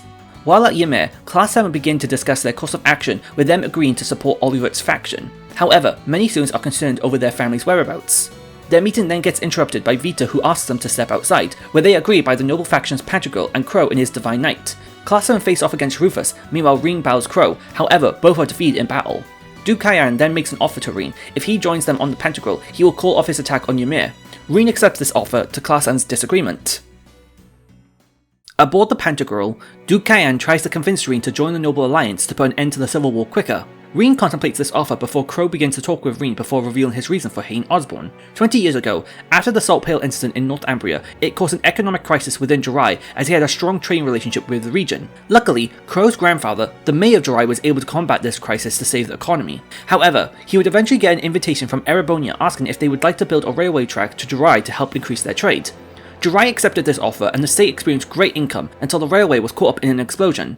The state experienced another economic crisis, with Erebonia criticising the state for its lack of security. Osborne then met with Crow's grandfather proposing a deal. He would fix the railway in exchange for ownership of Jerai. After failing to convince the people of Jerai, Crow's grandfather accepted the offer where Jerai was annexed into the Empire before dying shortly after. Crow's resentment towards Osborne grew from that moment as he believes Osborne was responsible for the railway explosion. He would later meet with Duke Kyan, who also resented Osborne, and later become the financial backer for the ILF. Vita then guided Crow to Ordine the Azure Knight shortly before enrolling at Thor's due to its proximity to the capital. Crow then waited out the days until he would finally get revenge on Osborne. Afterwards, Reen begins to talk to the other members aboard the Pantagruel. The first is Scarlet, who was trained to become a nun at Arteria, but a situation caused her to return to Erebonia before she could finish. Reen later talks with Duvley, who informs him that everything she is doing is for the sake of her lord, the 7th Anguis. Although Duvley has the power to become an enforcer, she lacks both the darkness to become one and the Grand Master selection. McBurn is next, where he explains that he knows Reen is mixed. Confused by this, McBurn shows Reen what he means, as he can summon fire out of thin air without the use of arts or artifacts. Finally, Reen meets with Alfin, who has been held captive aboard the Pantagruel, while Elise is held captive with the rest of the royal family. The two then begin their escape, with the two getting as far as the deck before they are stopped by Crow and McBurn. However, that's when Victor and Oliver reveal themselves alongside the Courageous, that all of Reen's allies jump to rescue him. Crow then wishes Reen the best, as the next time that they will meet, it will be their final battle before the two groups retreat. Oliver brings everyone together into a meeting where they discuss their plan of action. Class 7 fully supports Oliver's third faction, and as such, he hands the Courageous over to help combat both factions on East Erebonia. As Oliver and Victor plan to go to West Erebonia, Toa is made captain of the ship, while Alfin acts as representative of the royal family to give legitimacy to Class 7's actions. While the senior members head towards Western Erebonia, Claire shares her concern over Osborne as his corpse has recently disappeared while under Imperial control. Class 7 then begin a quest given to them by Olivert where they must deliver goods to the people of Ulster. While in Ulster, Class 7 deliver a parcel to Kai and his sister Tilia, but that's when they hear the roar of a cryptid nearby. Class 7 end up defeating the cryptid, but that's when they notice the village on fire. By the time that they return, Jaegers have captured all the civilians. With the assistance of Toval, the group is able to save most of the hostages. The only one remaining is Tilia. That's when a soldat unit from the noble faction begins destroying the village. Tilia almost gets crushed by a building, though it's thanks to Altina she's able to save the child. Altina then uses her combat shell to fend off against the soldat, when Reen summons Valma to defeat it. Altina then informs the group that the soldat was stolen from the noble faction and the Jaegers were acting on their own accord.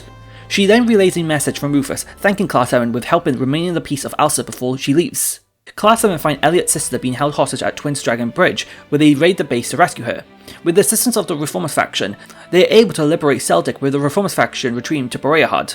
Angelica then informs Class 7 that she found the location that Elisa's mother is being held captive, though their call gets interrupted. As a result, Class 7 make their way to Aurora, where they meet with Angelica, who informs them that her uncle has taken over as chairman of the Rhineford Company, as well as closing all factories not associated with the noble faction. Class 7 eventually rescue Irina, who was aboard the Eisencraft before dealing with Angelica's uncle on the top floor of the Rhineford HQ. They make their way to the Swarsdrock barrier, where Angelica defeats her father in sold-out combat. Vulcan then ambushes Angelica, but it's thanks to Reen piloting Valma that he's able to defeat Vulcan. However, Vulcan says his final goodbyes before dying within the sold-out. Rogner then withdraws all of his units from the Noble Alliance before Reen meets with Professor Schmidt, one of the 3 disciples of Professor Epstein. Schmidt offers Reen to build him a Tachi for Valma if he's able to retrieve enough Zemurian ore. Before Class 7 can retrieve enough Zemurian ore though, Towa informs that Celtic has been set ablaze. By the time they arrive, the entire town is burnt to a crisp, with Duke Alborea being responsible after hiring Northern Jaegers to do the job. With the death of Otto, Duke Alborea is their next target. Rufus then informs the group that the Duke is located at the Oryx Fortress, as the other members of the noble faction had no role with the attack on Celtic and therefore plan to help Class 7 arrest the Duke. Before they can raid the fortress, Scarlet stands in their way, though after defeating her, Reen successfully saves her before her shoulder explodes. With that, Class 7 raid the fortress where Sarah confronts her old colleagues, as 6 years ago she was a Northern Jaeger before joining the Bracer Guild. Duvally is the final line of defense protecting Duke Alborea, though after being defeated, she leaves exhausted after being defeated by both the SSS and Class 7 back to back. Eustace then arrested the Duke for his war crime. While obtaining more Zemurian ore, Class 7 notices the Azure Tree over Crossbell. During the final Spirit Shrine, Vita interrupts their duel, where she bestows the knowledge of the past. They are shown an image of the past, with Drykels and Leanne collecting Zemurian ore for their own Divine Knights. Vita then shares that the Divine Knights are fragments of a whole that cannot resist battling one another. For battles between these fragments have happened many times before in the past 1200 years. She then challenges the group by making them fight against Grianos. Though upon defeat, Rita says her goodbyes before Class 7 retrieve the last of the Zemurian ore. However, that's when Claire informs the group that the noble faction have moved their units from Trista to Heimdall. Class 7 then liberate Trista, where all Thor students decide to join Reen in helping Olivert's faction to succeed. After liberating Trista, Lecter informs the group that the Azure Tree and Crossbow has been dealt with, where he then proposes that Class 7 work alongside the Reformers faction. The reason for this is that because Crossbow is no longer a threat, Calvert could invade Erebonia at any moment, so they need to bring an end to the civil war as soon as possible. Class 7 agree to this alliance, where they plan to liberate Heimdall next and save the royal family. The next day, the Reformers faction is stationed outside Heimdall, fending off against the noble faction to take attention away from Class 7 as they begin to raid the Corral Imperial Villa. They end up saving the Emperor and Empress of Erebonia, as well as Marcius' father and Reen's sister. However, after defeating Altina, she reveals that the Crown Prince has been taken to the Valflame Palace. But that's when they hear Vita chanting an incantation to revive the Vermilion Despair when Valflame Palace transforms into the Infernal Castle. Class 7 begin to raid the castle, where they face off against every previous foe they've fought before. First is Duvally and LeBlanc, then Zeno and Leo, and then McBurn. Though once they deal enough damage to McBurn, he transforms into his demon form and pulls out his Angbar, made from the Divergent Laws. Class 7 then reach their final opponent, Crow and Vita. After defeating both of them, Crow and Reen begin their battle with the Divine Knights, though in the end, Reen is victorious. However, Duke Cyan takes matters into his own hands, where he forces Cedric to pilot Testarossa, the Vermilion Knight. As Testarossa is cursed with the blood of Zora Araga, it transforms into the Vermilion Apocalypse, where it drains the energy of everyone within Heimdall to strengthen itself. This was the one thing that Vita prohibited Duke Cyan from doing so she and Crow team up with Class 7 to try and defeat the Knight. After a very long battle, they succeed in saving Cedric, but with the cost of Crow's life, who is fatally wounded. In his dying words, he wishes the best for Class 7 before Rufus interrupts their moment by attacking Vita and killing her familiar. Rufus then arrests Duke Cyan for his crimes when it's revealed that he was not in support of the noble faction, but rather the Reformers faction, as he is an Ironblood to Osborne, just like Lecter, Claire and Milliam. Osborne then reveals that he's perfectly fine before stealing the phantasmal blazeplan from Ouroboros and instructing Vita to relay a message to the Grandmaster that he will destroy the organisation. The final twist is revealed when Osborn congratulates Reen by providing his son the title of Ashen Chevalier for saving Erebonia. With the Civil War come to an end, Erebonia begins the invasion of Crossbell and occupy the state within a day.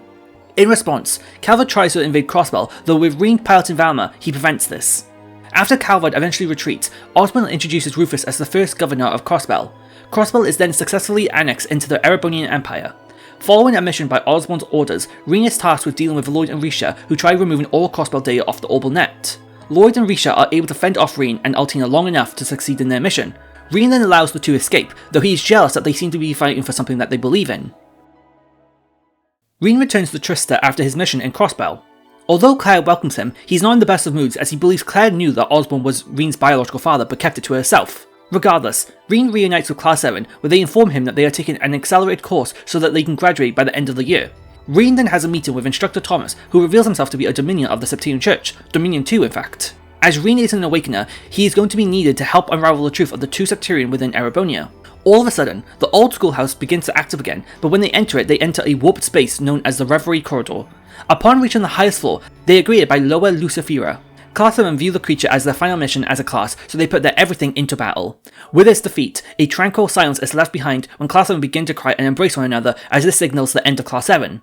Fast forward to their graduation, Class 7 then thanks Sarah for everything that she did for them as their instructor, as they all head towards Trista Station, with Reen returning to Thor's.